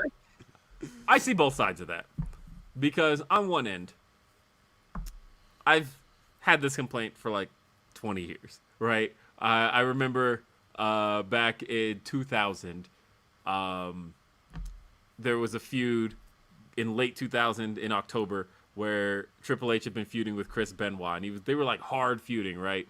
And then when the Rikishi turn had failed, they decided to change Hunter to being the mastermind behind Austin, and so they flipped Hunter heel, but in doing so, it abandoned that babyface feud he was having with heel Chris Benoit, which, like, fine. That's okay. Sometimes feuds get abandoned. But then, literally, it was like the Monday Hunter was facing Benoit, and then that following Thursday on SmackDown, Benoit and Hunter are, like, on the same side. And Benoit's, like, helping him, and I thought, wait. You guys, like, completely abandoned this whole, like, they literally just had a pay-per-view match, but now that he's turned, they're just cool, and you're never going to reference any parts of their old feud again. And the thing is, wrestling has done that. Yeah. And so the reason I say I see both sides of that is because, one, I've been complaining about shit like this for 20 years. On the other side of it, I also recognize, especially if you ever watch, like, Roads to the Top or anything along those lines, Red Velvet and Jade Cargill, they're cool. And Kiera Hogan, all three of them are actually cool. They post their TikToks and all of that, and like the fact that these are three real life friends is like, okay, I can get behind this because this is these are three people that I know are actually alive. I landed on, and I'd like to hear from you about it, Candace, is most people, it's not about that they did, because I'm just like, who cares, they're friends, but it's not about that they just did it. It's that people just want more stories connected to the women's wrestling. They don't want it just to be like thrown out there. They want some kind of thought to it, and I could totally get behind that. Is that kind of how you feel about the whole situation? Kind of like they could just explain it in 2 sentences. Absolutely. Yeah, because even during the pandemic era, I mean, that's where their whole feud was concentrated. You know, you had Cody involved, Shaq involved, Brandy involved, and it's like, I love the baddie section. I love the fact that they're friends, but not, I heard it was referenced on Being the Elite, but not everyone watches Being the Elite to know that whole story was then, you know, told on that show as to why they're friends. So it's like, I would like to know why this all of a sudden is a thing. Like, I love it. I love that they're friends, but I'm like, this just came out of nowhere. They had a fire feud. Like, tell me, you know. And honestly, I feel like you could really explain it in literally one line. Right. Like, even if they were just like in the middle of a promo, if Red just said something along the lines of, "Look, I've gone to battle with this woman. I know her better than anybody, and I know she's the best." That's it. That's it. And that, like that to me would be something simple enough to where it's like, all right, Yeah. cool. They're And good. I mean, yeah, the obvious reasoning to me is Layla got hurt. They needed somebody else to turn heel, so they turned Red. And then Red was also getting weird reactions from fans, and I think she just started playing it. They were booing her, so she just flipped it. She's like, listen, my thing is this: if there is 3 baddies somewhere, no man in the history of men has walked up and go, "Hey, why is that your friend?" Like, no, it's introduce me to your friend. Like, y'all are fine. What's up? But for the storyline, just like Reg said, and Will at least explain it in one promo, one sentence. You know, in real life, absolutely it makes sense. But you know, I get it. I get it. No, I like I said, the same deal. People if there just were want stories for the women. That's pretty much it. Like some backstory, some more to sink their teeth into, some more something. Because I'm with everything about this alliance, because I feel like fans were turning on Red Velvet. Really, they've been turning on her honestly since like Chicago. Honestly, I was gonna go back to the match with Britt. Like she worked that match as a heel with Britt in Britt's hometown, but it felt like since then she never really came out of that cheered again fully. And so to me, I'm like, you know what? She seems to get some joy out of that too. I noticed that you can tell when people are having fun with fans booing her. Yeah, and so and when the fans were booing her against Willow, she was like, okay. Y'all boo me. She started getting her shit off. Yeah, she was like, all right, I'm going to have some fun with this. And so she did, and it worked. And so she's somebody who I could see just naturally playing a heel. Go for it. And then same deal. It's like, look, she and Kiera are friends anyway. And Kiera already has this, like, this is her vibe is like being a mean girl in this lane. So that makes a lot more sense. And she should be on TV anyway. She should definitely always be on TV because she's a tremendous wrestler. And then nothing fits Jade's persona more than having backup like that, especially backup that just kind of like, because one of the things that Jade's type of character needs, and when I say that, I mean like somebody who is a heel, who has an undefeated streak, but a lot of them have a little bit of an asterisk. Is because like that's what Brock Lesnar was, right? Like Brock Lesnar was not originally somebody who just like won cleanly. No. It was like Paul Heyman talked up all his shit, but was also cheating on his behalf to make sure that his streak stayed intact. And that's the type of character that I feel like Jade is somebody who talks all her shit, says like, yeah, I'm undefeated, I'm 30-0, nobody can beat me, and you can see it, the record shows it. And Mark Sterling's like, yeah, the record shows it, she's undefeated, but he's also helping her win. That's the type of thing that kind of heel character needs. And at the same time, if she now has again 2 people at her side that are helping her, but then she turns around and is like, look at me, I'm the strongest, I'm the baddest, nobody can beat me. I like that, because then you eventually because the thing is, I don't know if you heard that reaction last night. She is starting to get babyface reactions. Oh, yeah. Jade's music hit and the crowd cheered. Yeah. It was going to happen eventually, because have you seen her? She's incredible. In the ring, her presence is like, I think wrestlers go their entire lives wanting her presence, and she has it already. So it's like, fans were eventually going to be like, oh my God, yeah, she is the best. And when you give someone a record and tell people that they're the best and they have something to back it up, eventually people are going to be like, yeah, you're right. Yo, she is the best. What's up? And honestly, like when Marina's music hit and they started booing, and I thought, uh-oh, I know it's about to happen here. And then as soon as that thunderclap hit and you heard the pop, and I went, we're here now. Yeah. Like, this is it. We're here probably now. Didn't expect it to be so quickly, but also like you should have expected it to be so quickly. Like, look at what you've done. Look at how Jade's been set up. It's been like, yeah, and I think that's also why they put Velvet and Kiera with her, because I think the baddie section stuff was helping to get her over too, because she was being inviting the fans. That's a babyface thing to do. Actually, something's just now hitting me. I realize who Jade is. And maybe somebody in the chat said this. I haven't looked at the chat in a minute, so if I'm stealing this, I'm sorry. But by putting these 2 with her, it's complete. She's Lady Roman. I don't like that. I don't like it. Like, I don't like it. no, like as a whole though. I mean, I immediately don't like it. like, but what I mean by that is it's all the same deal, right? Because there's one particular character who is everything I described, who talks all his shit, who says no one can beat me, all of that, but he's also had help winning, right? And it's Roman. That's who he is. He talks his shit, but he's got this crew backing him up. And part of what's backing him up, Sterling is Heyman, and I'm sorry, but like it hit me. Kiera and Jade or Kiera and Red Velvet kind of fit the Usos role. Like, and I'm not even saying this is a bad thing because it works. But I am started like the parallel just hit me. As soon as I realized, hey, if they start saying we the one, I'm gonna be like, they sure are, man. I don't know what those other guys are talking about. They're liars. Y'all are the ones. Are we gonna see a unification of some type between like? I mean, that would be cool. I'd like to see it. Yeah, I don't know. I think they might ride out the double titles things forever over at AEW. So when I say that, I said that in a very positive manner because here's the thing: I feel like Roman's the top act in pro wrestling right now. Yep. Nobody's touching him. And at the same time, and he's a heel that people just kind of love. How am I gonna sell to Kevin, my editor at PWI, that he's not, that I can't vote him number one in the PWI? How am I gonna sell this? Because I can't say that Roman Reigns is number one. I can't.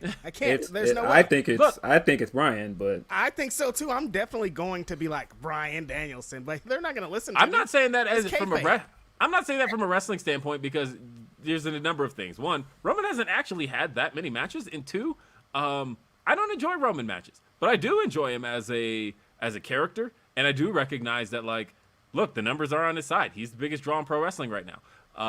There's certain undeniable things about Roman Reigns. Like, he has to be number one in the PWI kayfabe wrestling list because when it comes to that, he's the man. But I mean, he just unified the titles. He just unified the titles. Like, there's no denying that. On the other side of that, like, I don't know. I thought Roman versus Brock at WrestleMania was whack. Like, there's definitely. I haven't. It's been a long time since I've like really enjoyed like a solid Roman Reigns. You know what I'm gonna say, right? Seth Rollins has been eating his lunch in matches for over a year. It's been a long I don't time. care. But hate me if you must. But I am right about this, and you know it. But like I said, I think he's one of the top acts. But my whole point here, as far as she's concerned, is like. Is there anybody along those lines as a heel that I could see doing that on the women's side? And really, she's the one that I could see to do that is Jade Cargill.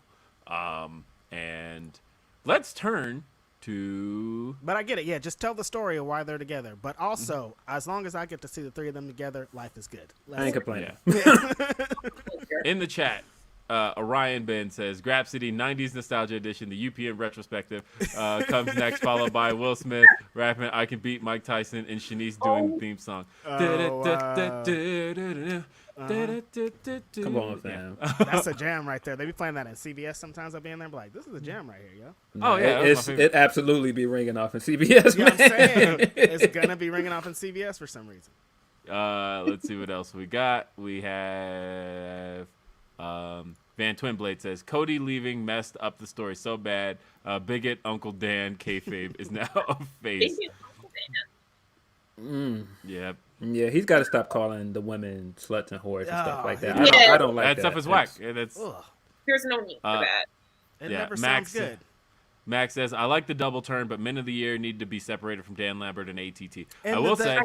Ethan Page is such a great promo. He doesn't need to be behind Dan Lambert. No, he don't. What are you guys doing here?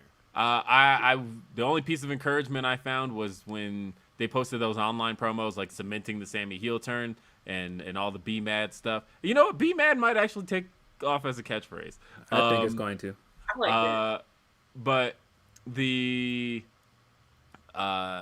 but then when they had the Scorpio promo and Dan starts talking and he shoved Dan and like wanted to keep going, I thought, I saw that. Hey, I saw that. Let's plant the seeds, separate them. Cause that's another thing, man.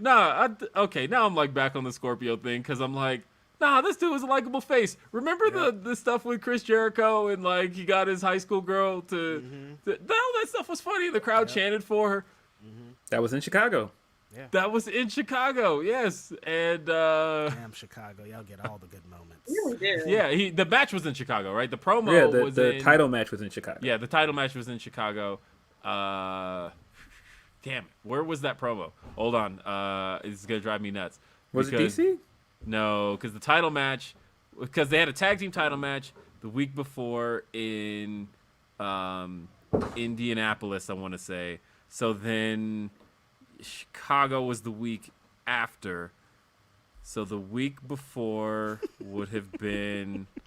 The fact that you know these ones. I know. But where was that promo? It wasn't... God, I'm drawing a blank on it. I can't believe I don't have it. I can't. No. I can't let this one go. No. Hold on. No. I can't let this one go. Let me think about this. Was it Nashville? Maybe. Now I have to look that up. Hold on. Dynamite, Nashville. Wait, no. That would have been Indianapolis, and I think I have Nashville wrong. I think Nashville was the week before. It had to have been close to Chicago because, like I said, the title match was in Chicago. Somebody said Milwaukee in the chat. Boston. No, it wasn't Milwaukee. Neither one of those. Hold up. Let's see if I'm right. So, all right. So what I said afterwards was right. It was Nashville was the title match, and then so Indianapolis was what I was thinking of, I think. And Will has been stumped. Yes. Or somebody take a note of this episode. This is the episode Will finally couldn't figure it out, you guys. yes. No, but it was Indianapolis. So I had said Indianapolis, but he's like, I've never been stumped, baby. I'm so back here. it was Indianapolis where that promo took place. Look at that. I'm still fucking good with wrestling cities. All right. Graham says, yo, it's Grapsody with Will, Phil, and Reds trying to keep it real instead of what you usually get from these fucking bots. Yeah. These fucking bots are us. Fucking shut up. Don't pay attention to these bots and accounts out here. They're leading you astray, man. They are. They cap it. Cody Ronan says Cody on an old BTE episode talking to Panda Sammy Guevara. He says, you can fool these people, but you can't fool me. You're a heel. He is a heel. I remember that, actually. Cody be having his moments when he right. I don't know. BL Dog says the TNT title needs a new identity because it's still Cody's belt. That's the main issue. After the stupid title stip, he sucked it into the Codyverse. I feel like it stopped being Cody's belt really. Yeah, I agree. I feel like Darby made it his own. I feel like Miro absolutely made it his own. He came out with his own title belt. Yeah. As a matter of fact, it was weird when Cody went back to it because Cody was so detached from it for so long, and then all of a sudden, he comes out and challenges Sammy Guevara, and it was like, wow, it's been a year since Cody has really been anywhere near this belt. And then he won it back. Deontay, shout out Deontay, says, yo, AEW New Japan show, so happy. Sammy ain't ish. Scorp needs this win more than Twitter needs water after NXT 2.0. Much love, y'all. Y'all number one one. Analogy. I'm saying. One analogy. Shout out to Deontay, bro. How thirsty is. Derek Gordon says, nobody said anything about Jericho and 2.0. Matt and Darby, Britt and Jamie. I brought up Jericho, but they said they didn't care. Yeah, I think people just like to complain about anything involving Red Velvet. That's a thing too. I mean, if we're gonna be specific, people like to complain about anything involving black women. I mean, well, speaking on it. So, Monique said, saw people comparing Cargill, Velvet, and Hogan to Belair, Banks, and Naomi, and I just don't know why people always feel the need to compare black women. They're all great, but nothing alike. Nothing. Yeah. We don't need to do that. Because for one, Belair, Banks, and Naomi ain't even on the same brand. Right. They took a couple pictures together, but they're not a functioning active trio right now. They're all amazing. That's pretty much that's it. The whole thing. I mean, Jade just pointed this out on Twitter. I think it was yesterday or the day before. Not all black wrestlers are the same. It's a fact. I don't know why people still, think this, but here we are. So I saw somebody say that. So they were talking about Powerhouse Hobbs, and how they were discussing whether or not he'd be a good fit in WWE. And somebody's like, why would they pick him? They already have Big E. And I thought, there it is. Those two are so completely different. There's a video of us of Hobbs is wrestling and somebody yells out from the crowd, something Big E, and he tells him to shut up, bitch. Is what he says. And it's like, how do you compare just two giant black guys? That's it. That's the one. That's all they got. That's it. Stop two giant black Nothing. guys. That's it. Everything Nothing else, alike. total different people, different characters, Completely different. Different They don't wrestle the same. Nothing is the same about these two except for the fact that they wear singlets. I don't know. Like, what do you? Yeah, they're two black people in singlets. They don't even have similar builds. Like no, like fans gotta stop doing that, man. Like Powerhouse Hobbs is like mostly traps Big E his chest. Like, what are you talking about? Like, this is come on, man. Big black guys. Like, I don't think fans understand this, but promotions were taking stuff like that to heart and not booking black wrestlers because of that. Like, I don't know if you guys remember, but Wood said that at one point, that a big part of his problems getting over the babyface as his own is they were like, we already got a Kofi. Right.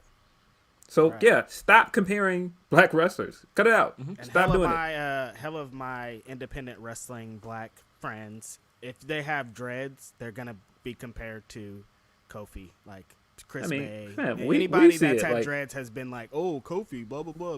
We see it. When I'm out in public, it's like, hey, Reg. And it's like, no. Oh, man, we've seen it like in real time. I've seen someone be like, hey, Reg, to Phil. And I'm like, wait, I'm right here, bro. But, it's no, he's behind me. Niggas with the dreads, Come on. I see it. I get it. Hey, by the way, in case you can't see it, Phil trimmed the dreads this week. I did. People were a little bit afraid because I just showed the picture of some of the dreads. Your post is kind of scary, Phil. Your post is scary. I saw it. I was like, whoa, what? Because there was a lot. You trimmed off a lot. Yeah. I did. That's a whole nother head of hair right there. Like, somebody could have put it on there. Somebody dug that out the garbage and hit the crochet needle with it. Y'all have a blast, I guess. I don't know. Looking like Angelica's toy from Rugrats with the just one over here, one over here. Yeah. Talking about what is it, Cynthia? I have to keep this 90s shit up, Will. Yep. I'm not gonna pretend like I don't know Rugrats, like I ain't seen every episode in the 90s. Yeah, come on, don't even try it. MJ Johnson says, Will with dates and places equals Reg on pillar to post, undefeated. Still undefeated. Can't nobody beat me, man. What y'all want? I am happy to join pillar to post whenever I'm welcome. By the way, I'm nervous. You seen how he felt away, Reg? Man, he did feel away. He said, "I'm available, Phil." He said, seen how he felt away? He was like, "Nobody." What you mean?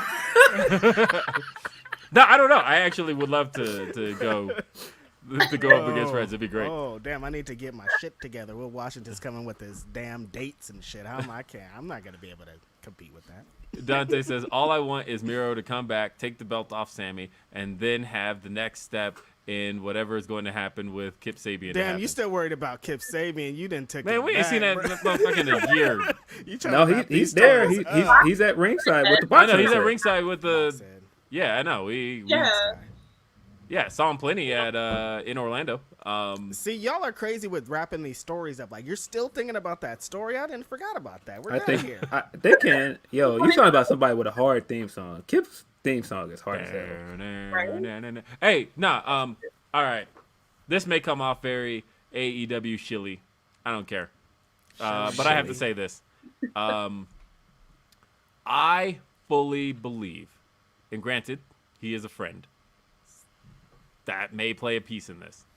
I fully believe that Mikey Ruckus. Shout out to fucking Mikey Ruckus. That's my dog. I'm not going to... Look, I believe that the GOAT of making theme songs is easily Jim Johnston. Yeah, it's the guy. I feel like Jim Johnston... But there are certain things Jim Johnston couldn't do. And I do feel that Mikey Ruckus, hands down, wrestling history, is the most versatile wrestling music producer ever. I think that Ruckus. The the amount of genres that guy can lay down in, like where people always ask him like, oh, who did this song? And he's like, me. And they're like, well, who did this one? Me. The fact that guy, because the one thing Jim Johnston was never good at I'm sure Jim Johnston didn't have a turnaround time like Mikey had. Mikey will be like, they'll be like, yo, you got an hour, bro. I need that theme tonight, right now. And that is crazy. Look, I love Jim Johnston. Jim Johnston could not do hip hop, all of his hip hop sounded corny. Oh. And it was like, now this sounds like what somebody who doesn't listen to hip hop thinks hip hop sounds like, and that was like all the time. But you could tell he felt that way because I remember Jim Johnston went off talking about how much he loved the Titus O'Neil theme, the $1 Million Moves, and the reason he loved it so much was because he felt like that was the first time that he ever got hip hop to sound like hip hop. And that's like if you look historically, that's like from the Jim Johnston themes, the only hip hop song he ever got to sound like it. But otherwise, but I feel like when you talk about like grunge, Jim Johnston had it, right? But I do feel like when you think about the amount of genres that Mikey Ruckus continues to produce in, the fact that like if somebody said to him, hey, we want a Guns N' Roses sounding theme for Varsity Blondes, and he's like, got it.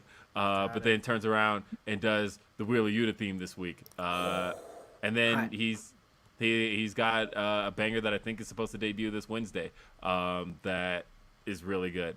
And it's like you hear it from left to right, and somebody asked in the chat who produced Here Comes the Money. I'm pretty sure Naughty Bar Nature rapped that song, right? So like, because it's definitely Tretch on one of the verses. So I don't think that's a Jim Johnston. I think Jim Johnston may have laid down the beat, but I think as far as like just composing hip hop music, I don't know. That one's a little bit close, but even still, nothing. It didn't sound like anything at the time. Who because produced the Orlando theme? The Orlando Jordan one, because I know Silk the Shocker rapped it. But again, even that beat didn't sound like anything that was like out at the time. I don't know. That might be the only one of his that I liked then, because that was dope. Despite Silk being Silk, to keep our bit going. It has to be the bit. Yeah. Where did they find like when there's like a couple times, speaking of themes, it's like when they got Silk the Shocker or Nicki Minaj for the theme, like how did they like just randomly get these people for these themes is the story I want to hear. Like how did Nicki Minaj end up on Victoria's theme? I know, right? Like I know people think that's an urban legend. No, Nicki Minaj is I ain't the lady to mess with. That's Nicki Minaj. Yeah. It's like, but the funny thing is she's credited. Who's on Stephanie's theme? Is it Lil Kim? Like how did? Lil Kim was Trish. Yeah. That's right. Yeah, like that too. Like, what? How did you guys get Lil Kim to do this theme? That's so random, and that's a fucking classic. Yeah, isn't the Steph record? Isn't that Kaya? No, that's Jackie O. There you go. Yeah, there you go. That's my neck. My bad. Right. Can't get all the way into that. Not on this show. That's funny. Hey, let's talk about Rebellion. Big show tonight. Huge show. Packed card. Good shit gonna be happening tonight. Packed card. Impact Rebellion 2022. Are you doing a thing for it, Candace? Like a live thing, a kind of stream, or are you just gonna watch? No, I think I'm just gonna watch. And I can't wait. I really can't wait.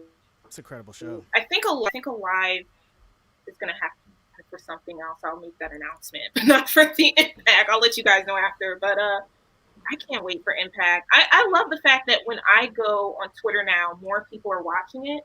And I see you guys, tweeting about it. But I love the fact that there's more fan interaction because I don't think Impact, it should be watched. I think more people should get into it. They're doing amazing things. The knockout division is fantastic. And it kills me every week when I see the numbers. I'm like, I wish more people would just watch Impact because they're doing phenomenal work. And the feuds are lit for the Rebellion. Every storyline from top to bottom. Just look into the history of it, like Moose and Josh Alexander. That history is deep.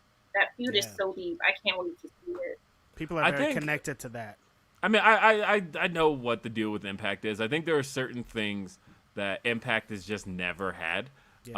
That I think certain wrestling viewers just can't get over presentationally, and I think that is big. And I think because that's kind of the void AEW filled, right? Where like they came in. They're not really doing a whole lot different than what Impact was doing 10, 15 years ago, right? But they are touring the country. They do have these full sold-out crowds. And I think that is a big part of the visual that people are used to with pro wrestling, to where like they almost need that atmosphere in order to they need to, I don't know, I just feel like they need kind of a big presentation. Yeah, that's what I've been doing a lot of market research these last 2 weeks on Impact Wrestling. And most people, I think presentation, the production is a turnoff for a lot of people. And people honestly just... That's why people can't get into NXT. I think it's so hard for people to get get into behind, NXT. it's so hard for people to get behind tape shows. Like, even when Rampage is tape, it's not the same as when it's live. Like, people, it's just so hard. Even if they don't know the results, like, you're not reading the results. It's just because it's tape doesn't mean anything, but like getting behind tape shows is just so tough for a lot of people. And there's still a lot of stench. There's still a lot of people that are talking about Dixie Carter still, and like things that happened so long ago. It's like they've went through 20 different regimes by now. Like it's a whole different show, whole different cast. There's a great roster of wrestlers. Like Impact needs a chance, but people are just like, now when I'm like, hey, what about people? What about Impact? They're like, well, why did they give Moose the title? And like they just like want to find a new thing, a new reason not to watch too. So they have a tough hill to climb. I think Impact kind of knows who they are, knows that they are a niche program, and that's okay. I think that not everybody's lean into it, bro. Yeah, lean into it. I don't think everybody's gonna be just the top drawing program, and that's all right. As long as you are able to put on programming, serve your base, and pay your wrestlers, I think that at the end of the day, like if you can do all of the above, because ECW was all of that except paying their wrestlers. And so if you can be all of the above, then I think you're fine. And I think no, I was just saying Impact is I think it's where it's going to be, and that's okay. Because it's a fine show. I DVR it every Thursday and then end up watching it. People, their first thing to always bring up in the contrast to AEW is the women's division is insane. Deanna has been having some amazing matches with like just women from all over the wrestling spectrum. Like Willow was on there recently. Like she's been defending that title in an open challenge format, and it's been great. It's been phenomenal. The X division is awesome. Ace Austin is a tremendous wrestler. Speedball Mike Bailey is there now, and he's tremendous. Trey Miguel's always there killing it. Like, why isn't that match on the main card, by the way? That triple threat match? I'm still like, what are y'all? That's the match for me. Like, that's the one. I'm also not necessarily a big believer in the same way that No, that's all right. She told us. If you read the private chat. Sorry. I'm not a big believer that not being on the main card is a bad thing. It's not. Especially if that match is going to be on YouTube, which means it's forever. I'm going to say this, and say what you need to, but unless you're WWE, that is the only place that I feel it's not a good thing. Isn't that weird? That's so weird. No, and the reason I say that is because with WWE, it's a little bit different, right? They're a subscription-based platform. They're not necessarily selling pay-per-view, right? Right. So, like, that's true. In that sense, put whatever wherever you can. Put everything on your network. Yeah, you're subscribed. Yeah, because everybody's subscribed. Right. That's fine. But if you're selling pay-per-view, then you should be putting on great matches to sell people, to say, hey, you want more of this? Buy this program. Spend your $20, spend your $15, your $50. I do think that pre-show matches are a good thing. Somebody's saying it's on the main card because Gresham got pulled. Gresham got a concussion. Gresham got a concussion. He got a concussion at Battle of the Belts. I thought he was going to come back because C4 Wrestling in Canada had a show. He was supposed to wrestle Kevin Blackwood last night, and they said C4 Wrestling told me a few days ago that they got that it was going to be a go, and it wasn't a go, so he's still... there was literally at Battle of the Belts in that title defense. Speedy recovery to Gresham, but definitely. Man, that's lit. Then we get Ace versus Speedball versus Trey Miguel on the main card. That's gonna be insane. Probably my match of the night, honestly, because Speedball Mike Bailey is every weekend. If he's in a match, he's the guy. Incredible run, tremendous run. But I stand by that, though. I do think that when stuff like, I think you should put quality stuff on your pre-shows if you're selling pay-per-view in order to hook people who may be on the fence. Right. I think that's a great thing to do. Like when they used to have the free-for-all on the TV Guide channel. Because like back when WWE sold pay-per-views, that was absolutely like a thing that I would watch the Sunday Night Heat beforehand. It was like, okay, this is happening. Okay, I'm in. I go beg my mom like, hey, can we spend $60 on this paper? It wasn't $60 back then. I think it were like $30. It's like $30. If you were like me and your mother always said no, you just watch Sunday Night Heat, and then when it's over, you just were like, guess I'm done watching wrestling tonight. You have to move over to the. This is really dating them back. There used to be it was Scramble blurry. Channel. Yeah, Scramble Channel. You can hear the show, but you can't see it. That's like. Let me tell you, I watched so many Scramble. I remember watching Halloween too. Havoc 1993, Vader and Cactus Jack. Hearing it like, it's crazy. It's like wrestling on the radio almost. Scramble pay-per-views were the best because we couldn't order actual pay-per-views, so we had to watch them scrambled, and so we could only hear it, but we couldn't see it. And I remember Starrcade '97, Sting versus Hogan, where the finish that everybody complained about. I didn't see that for years. I didn't see that till WWE Network, to be honest. I didn't see that till WWE Network came out because all I knew in my head was what I heard. And what I heard was fine, right? I hear Bret Hart comes out, restarts the match, Sting wins. Sting wins. He's the new champion. Everybody's happy. Now I'm like, yeah, Sting's champ. I just heard it. But now when you see it, you're like, ooh, that was... You didn't see the fiasco. Yeah. Nope, didn't see the fiasco. Right. Let me tell y'all, I would sit there for like 3-hour pay-per-views. A lot. I just listened to him.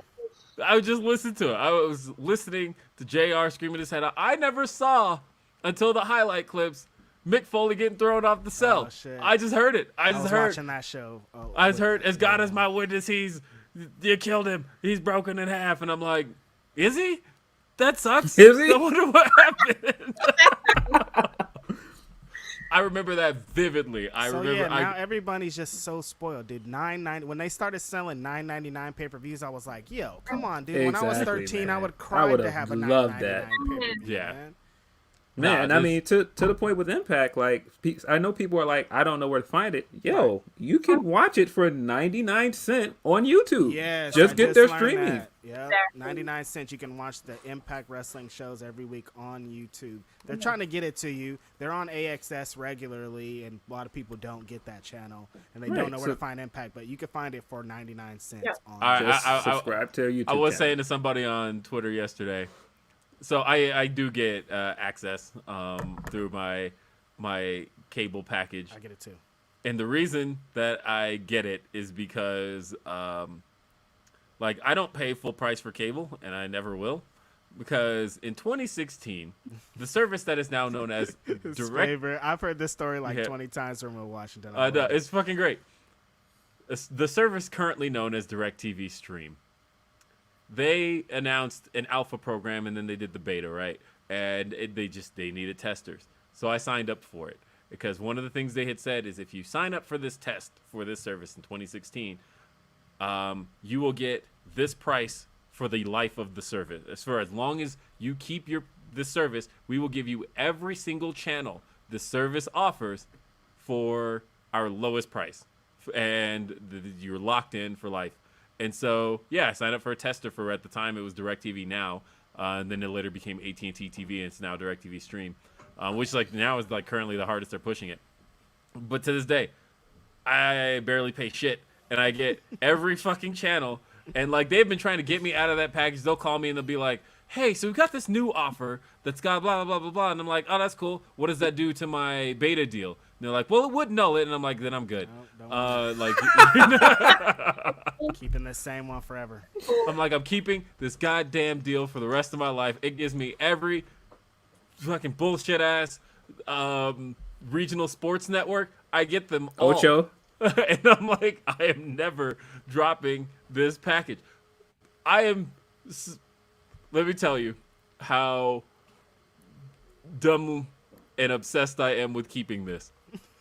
So my TV doesn't my TV does not actually have a DirecTV Stream app on it. And so what I have to do every single time there's an update is I have to, it's a good thing I'm a software developer, but I have to go to the Amazon App Store, extract the app from that, remove the DRM from it, and then port it over to Android TV and install it. Just so I can continue. You come on. Come on.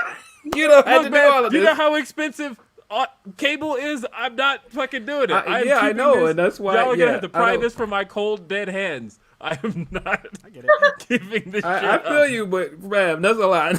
That's some hacking. That's some hacking you're doing. Yeah. It takes me like 10 minutes. And the worst part is this week there was an update. Like I went to put on Dynamite and it said this app must be updated. And I'm like, damn it. And so like literally I missed the first 10 minutes of CM Punk versus Dustin because I was like updating this app to then port it over so I can install it on my TV to watch. It's a hassle. It maybe happens every like 3 or 4 months. And but for the price, it's worth it. It's worth it. For the price is worth it. Yeah. I get every goddamn channel, and I haven't missed a thing in forever. So I mean, well, yeah, great pay-per-view coming up, man. This should be the payoff of hopefully to Alexander winning. Josh Alexander has to win. What is the tag team title match? I'm interested in the. Isn't it? It's like an elimination. They haven't announced the 7 teams, but it will be Violent by Design defending the titles against. Okay, I'm interested in that. In an 8-team elimination challenge, we could get some surprises. Motor City Machine Guns could probably be out there because they're both there. Like, might see possibly Time Splitters, hopefully. Oh, didn't think about that. Young Kushida is out in the game now, ready to light it up. Free agent. Free agent, baby. He is. That man said, "Jacket time, goddamn splitters." I'm out.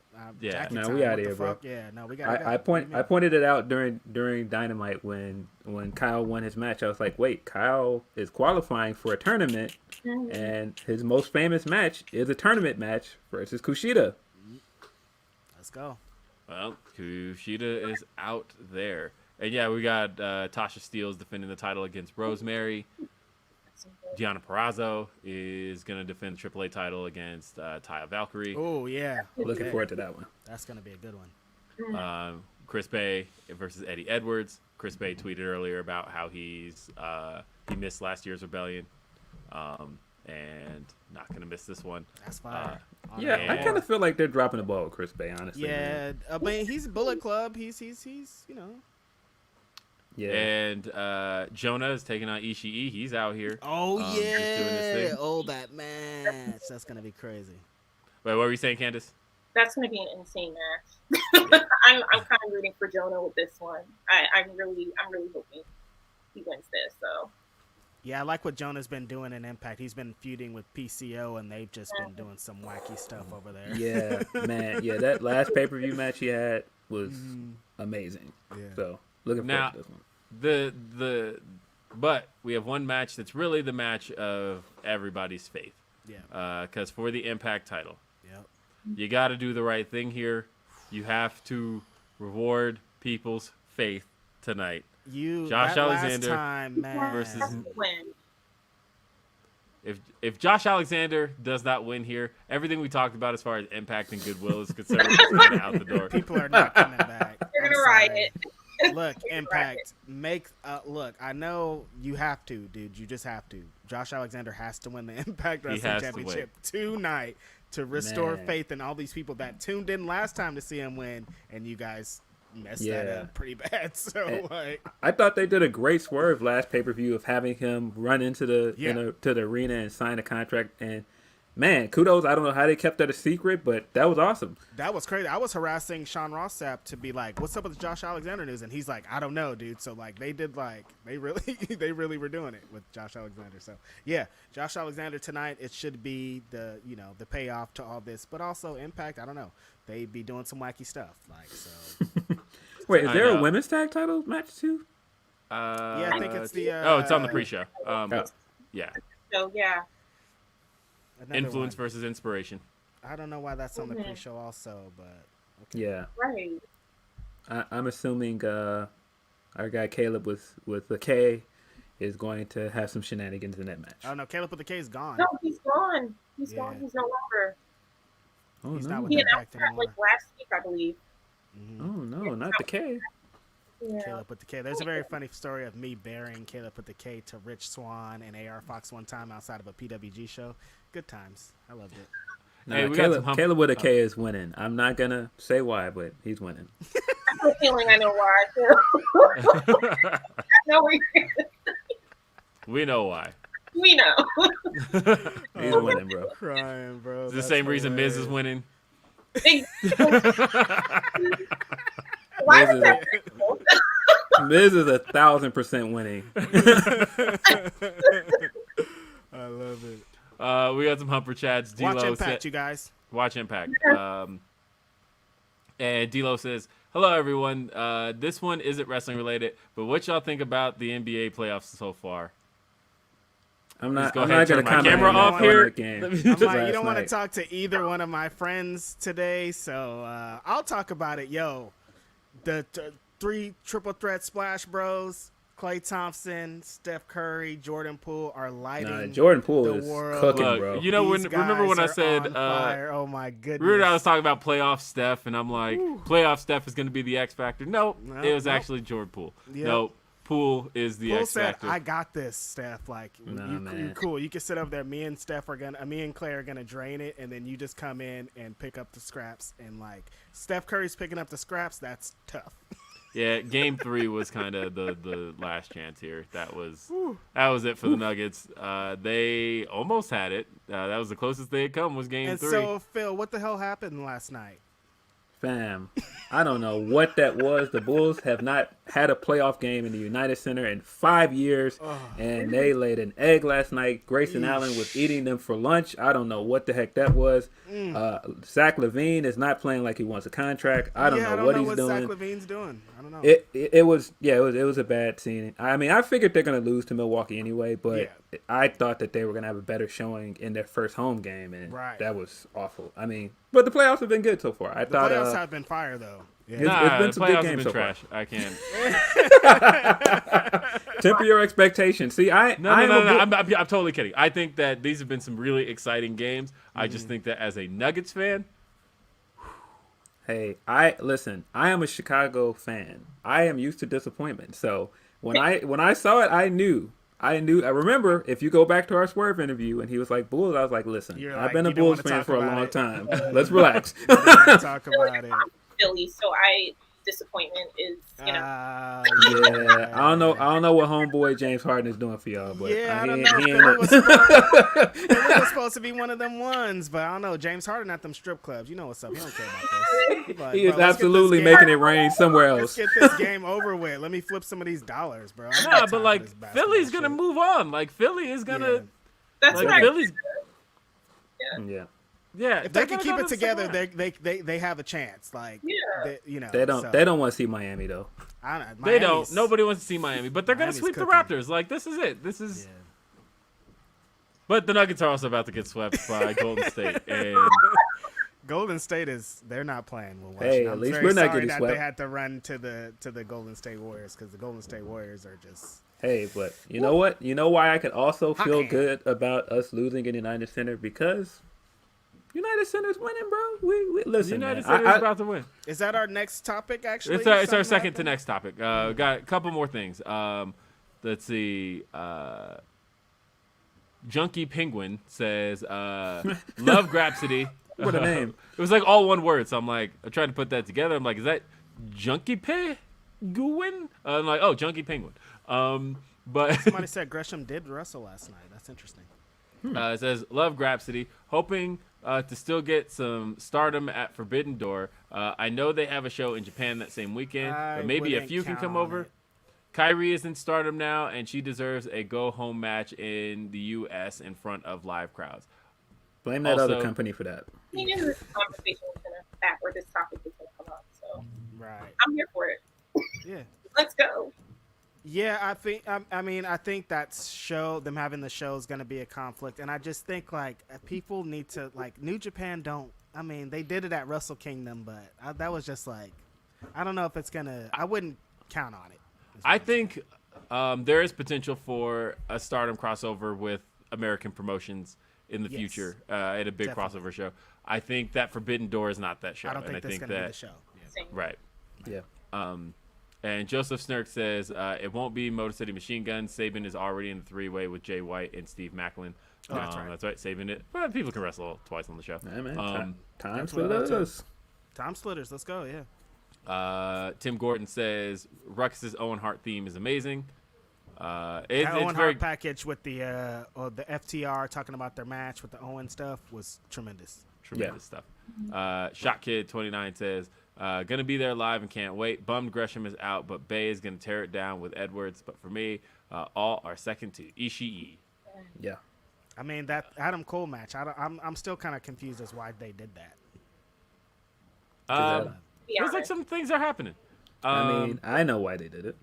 Easy Attack says, didn't Jim Johnson produce MVP's theme? I think Silk shouts him out at the end of it. Speaking of which, Reg, I might need a rap for my new podcast. Ha ha. Oh, yeah. Send that email. Let's do that. Let's get Come on, man. Send the stems. Send them stems. Tom says, I watched Owen Hart's death on the Scramble channel. Oh, a lot of people did, yeah. Yeah, that was out. Because I didn't start ordering pay-per-views till late '99. I watched that show live, and I remember my cousins and I just kind of being like, even when the show was over, we still were like, "Are you sure?" Like we didn't really. That was such a weird paper. I've still never went back and watched it just because it puts a really weird feeling in my body. But that was a weird day. Yeah. I just remember getting in the car with my mom and she just being like, "Are you okay?" And I just like being so confused about what just happened. Like Owen Hart died on this show. Like I'm still was like, well, I don't get it. I didn't get it. You know. Sad. Easy Attack says, I remember people in my neighborhood would kick down outdoor cable boxes and steal the descramblers. And don't get me started on black boxes. Yeah, no, there was Black some were... thugs that would climb. They would climb the pole and do some science up there. Like get a crackhead $10 and hey, give me some cable, bro. He'll climb that pole. A crackhead will climb that pole for $10. Fam. Riley says, yes. if Omega and Coda can get healthy for Forbidden Door, I'd love a Golden Lovers versus FTR that's match. Like next week. That's not gonna happen. Temper your expectations, guys. Yes, that's. I think that's where we're leading here. And iChurch Pastor Blaster says, "Hey, Will, did I miss my earlier super chat? I thought I got all of them." But yeah, these expectations, you guys. Like Kenny Omega is still out. He's probably won't be back until I think the end of the year or something. Like it's gonna be a while, bro. Yeah, I think if I had to guess, I think Kenny will make an appearance, but I don't think Kenny's wrestling. He's definitely gonna be in the building. He'll probably be on screen at some point, but he is not gonna have a match. Kenny Omega in the United Center. Come on, bro. Kenny and Okada has to happen. That's the craziest thing to kind of think about. Is I've that been eventually saying is gonna happen. I think that's Kenny versus Okada 5 is going to happen on American soil. Mm-hmm. Quote me. It's not going to happen at this show, but it's going to happen in America. I truly believe that. All right, so because of time, we are going to talk about the Forbidden Door. The Forbidden Doors. The Forbidden Door is what we thought it was going to be. This has been, we've been talking about it in the group chat for weeks. Remember Phil sent us that picture of that. Phil dropped it. Phil had the scoop. MS-DOS or whatever it was pulled up. Microsoft DOS. Yo, so. Yeah, but it is because shout out to the JCast. JCast originally had the original story. They had originally said the 23rd, which was a Thursday, and that already sounded a little off. But you know what? If you're typing on a 10 key, 6 is right next to 3, or right above 3. So shit can happen. But regardless, it is actually going to be on the 26th at the United Center. And June 26th, it's fucking lit, you guys. God. United Center. AEW returns to the United Center. We knew they were going to be back at the United Center. As a matter of fact, United Center's getting some wrestling this year because Raw is actually running the United Center for the first time ever. And listen, are you gonna go, Phil? Listen, I listen to people say that a certain guy was not a needle mover. We saw my man get his little cute little shots off. That talk's over with. Let's knock it off, because there's no way that CM Punk is not going to main event this show. It's United Center. It's Chicago. He's going to main event this show. Yeah. And so I don't want to hear no more of this needle mover stuff. We're done with the moving of the needle conversation. Get that out of here. We're done. That was cute for a minute, Roman. Knock it off. And that's his catchphrase. It's whatever. But are you kidding me? I am so excited for this, mainly because when you think about the origin of the term Forbidden Door, right? The idea of AEW was literally announced outside Tokyo Dome. It was literally announced on January 1st with a number of guys who had been involved with New Japan. They announced the formation of this company, and then New Japan, not happy about it, and was like, we're fuck those guys, not working with those guys again. It was tough for a while. And in the process of doing so, those guys also left Ring of Honor, and left Ring of Honor in a time where Ring of Honor had just sold out tickets to Madison Square Garden. And it was like there was all of this fractured relationship between these three companies, Ring of Honor, AEW, New Japan. And the idea was, will New Japan ever work with AEW? I don't know. We'll see if anybody ever... we'll see if we ever open that forbidden door. And then over the last couple of years, and the pandemic really helped, but the forbidden door slowly opened. And now thinking about the idea that AEW was formed out of those three companies. Yep. And now with Ring of Honor now under ownership that is adjacent to AEW, and New Japan is now in bed with AEW, all of a sudden these three companies are able to do kind of this like pinnacle show that is like I just feel like it is a combination of everything that had happened in the last 3 years finally come together. Ring of Honor will be involved here. I just want to say, when you say my man's not a needle mover, didn't he say I might just go and wrestle in New Japan in that pipe bomb? He did say that in the pipe bomb. Yep. I mean, there's so much happening Ring of Honor here. And New Japan in the pipe bomb. Yep. Yeah, and Ring of Honor is involved here. AEW is involved here. New Japan is involved here. It's the Forbidden Door. This is a show where we're going to see a lot of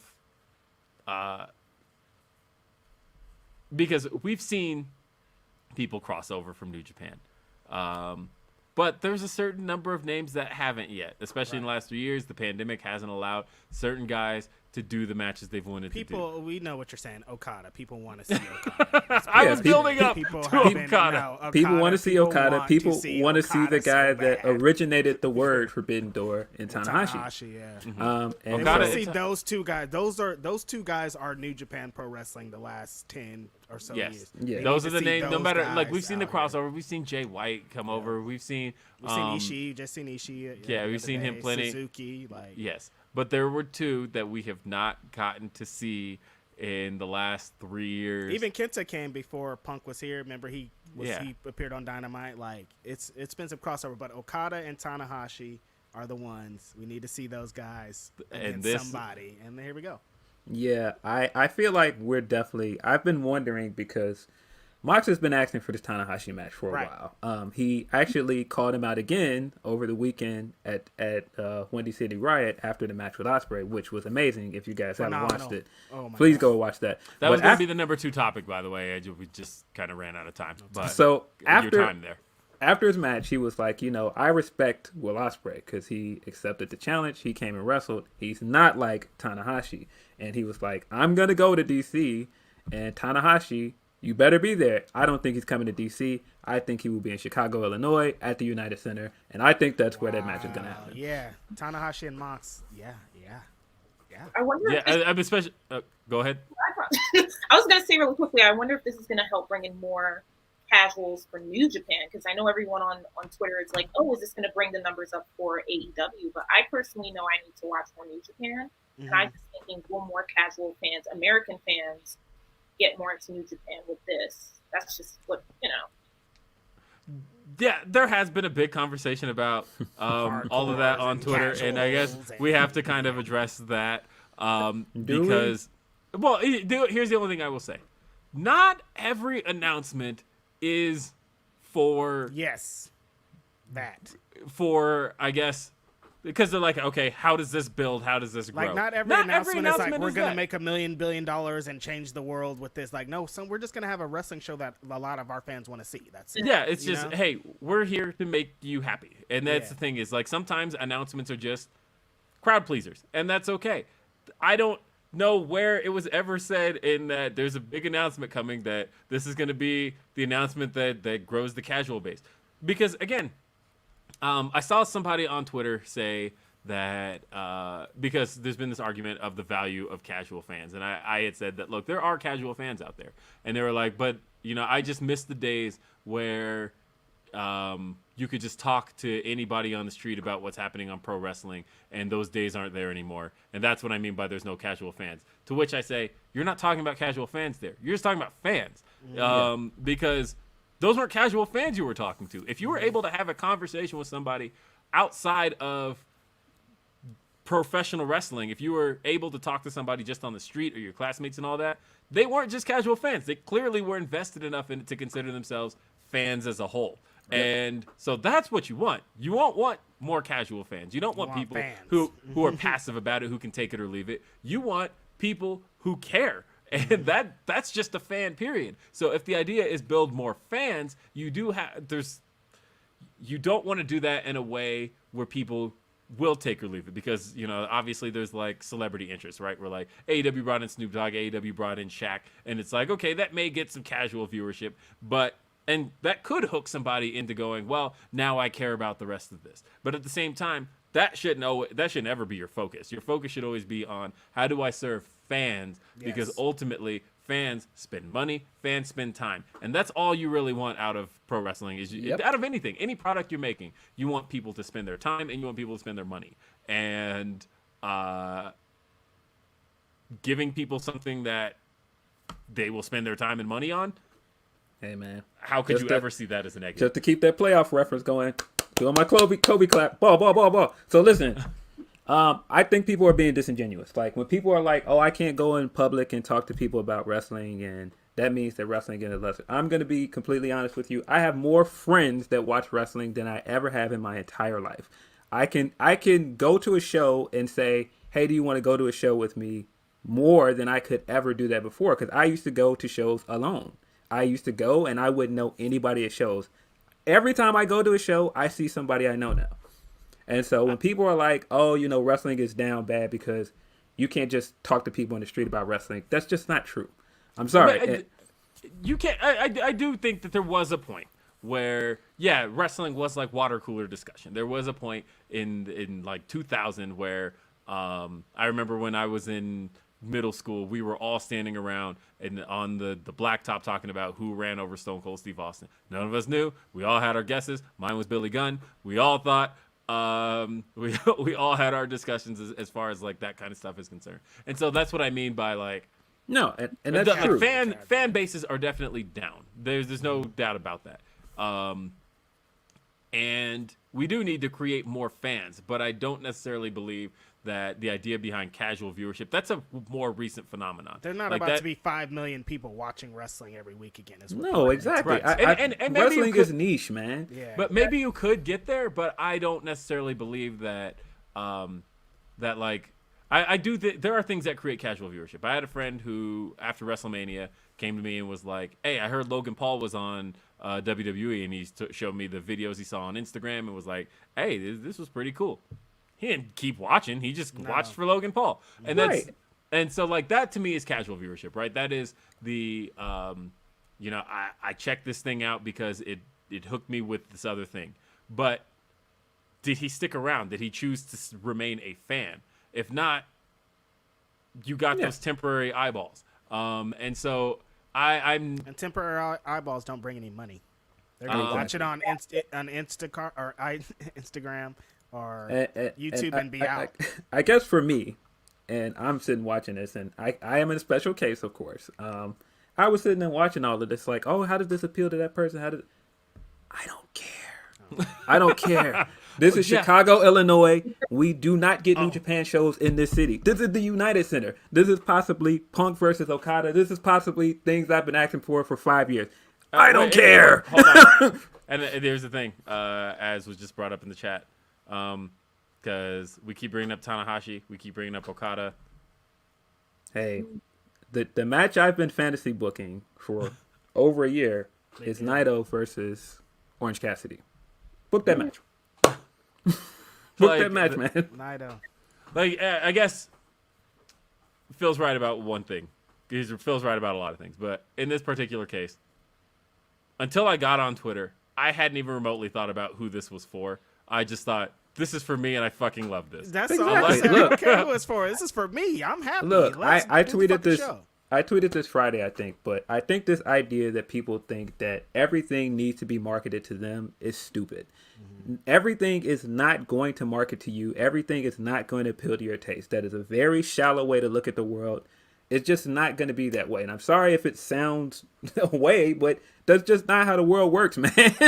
Not everything's for you, and that's okay. Because especially in today's wrestling, and I'll leave with this because I want to give Candace a chance to wrap this up as we are running short on time. Not everything is for you, and that's okay. But there is so much pro wrestling out there, I guarantee you something is. Something Exactly. is there for you. And if it is, cool, watch that. If something's not for you, don't knock it for not being for you, because there's obviously somebody that it is for, and that's okay. And as long as, like,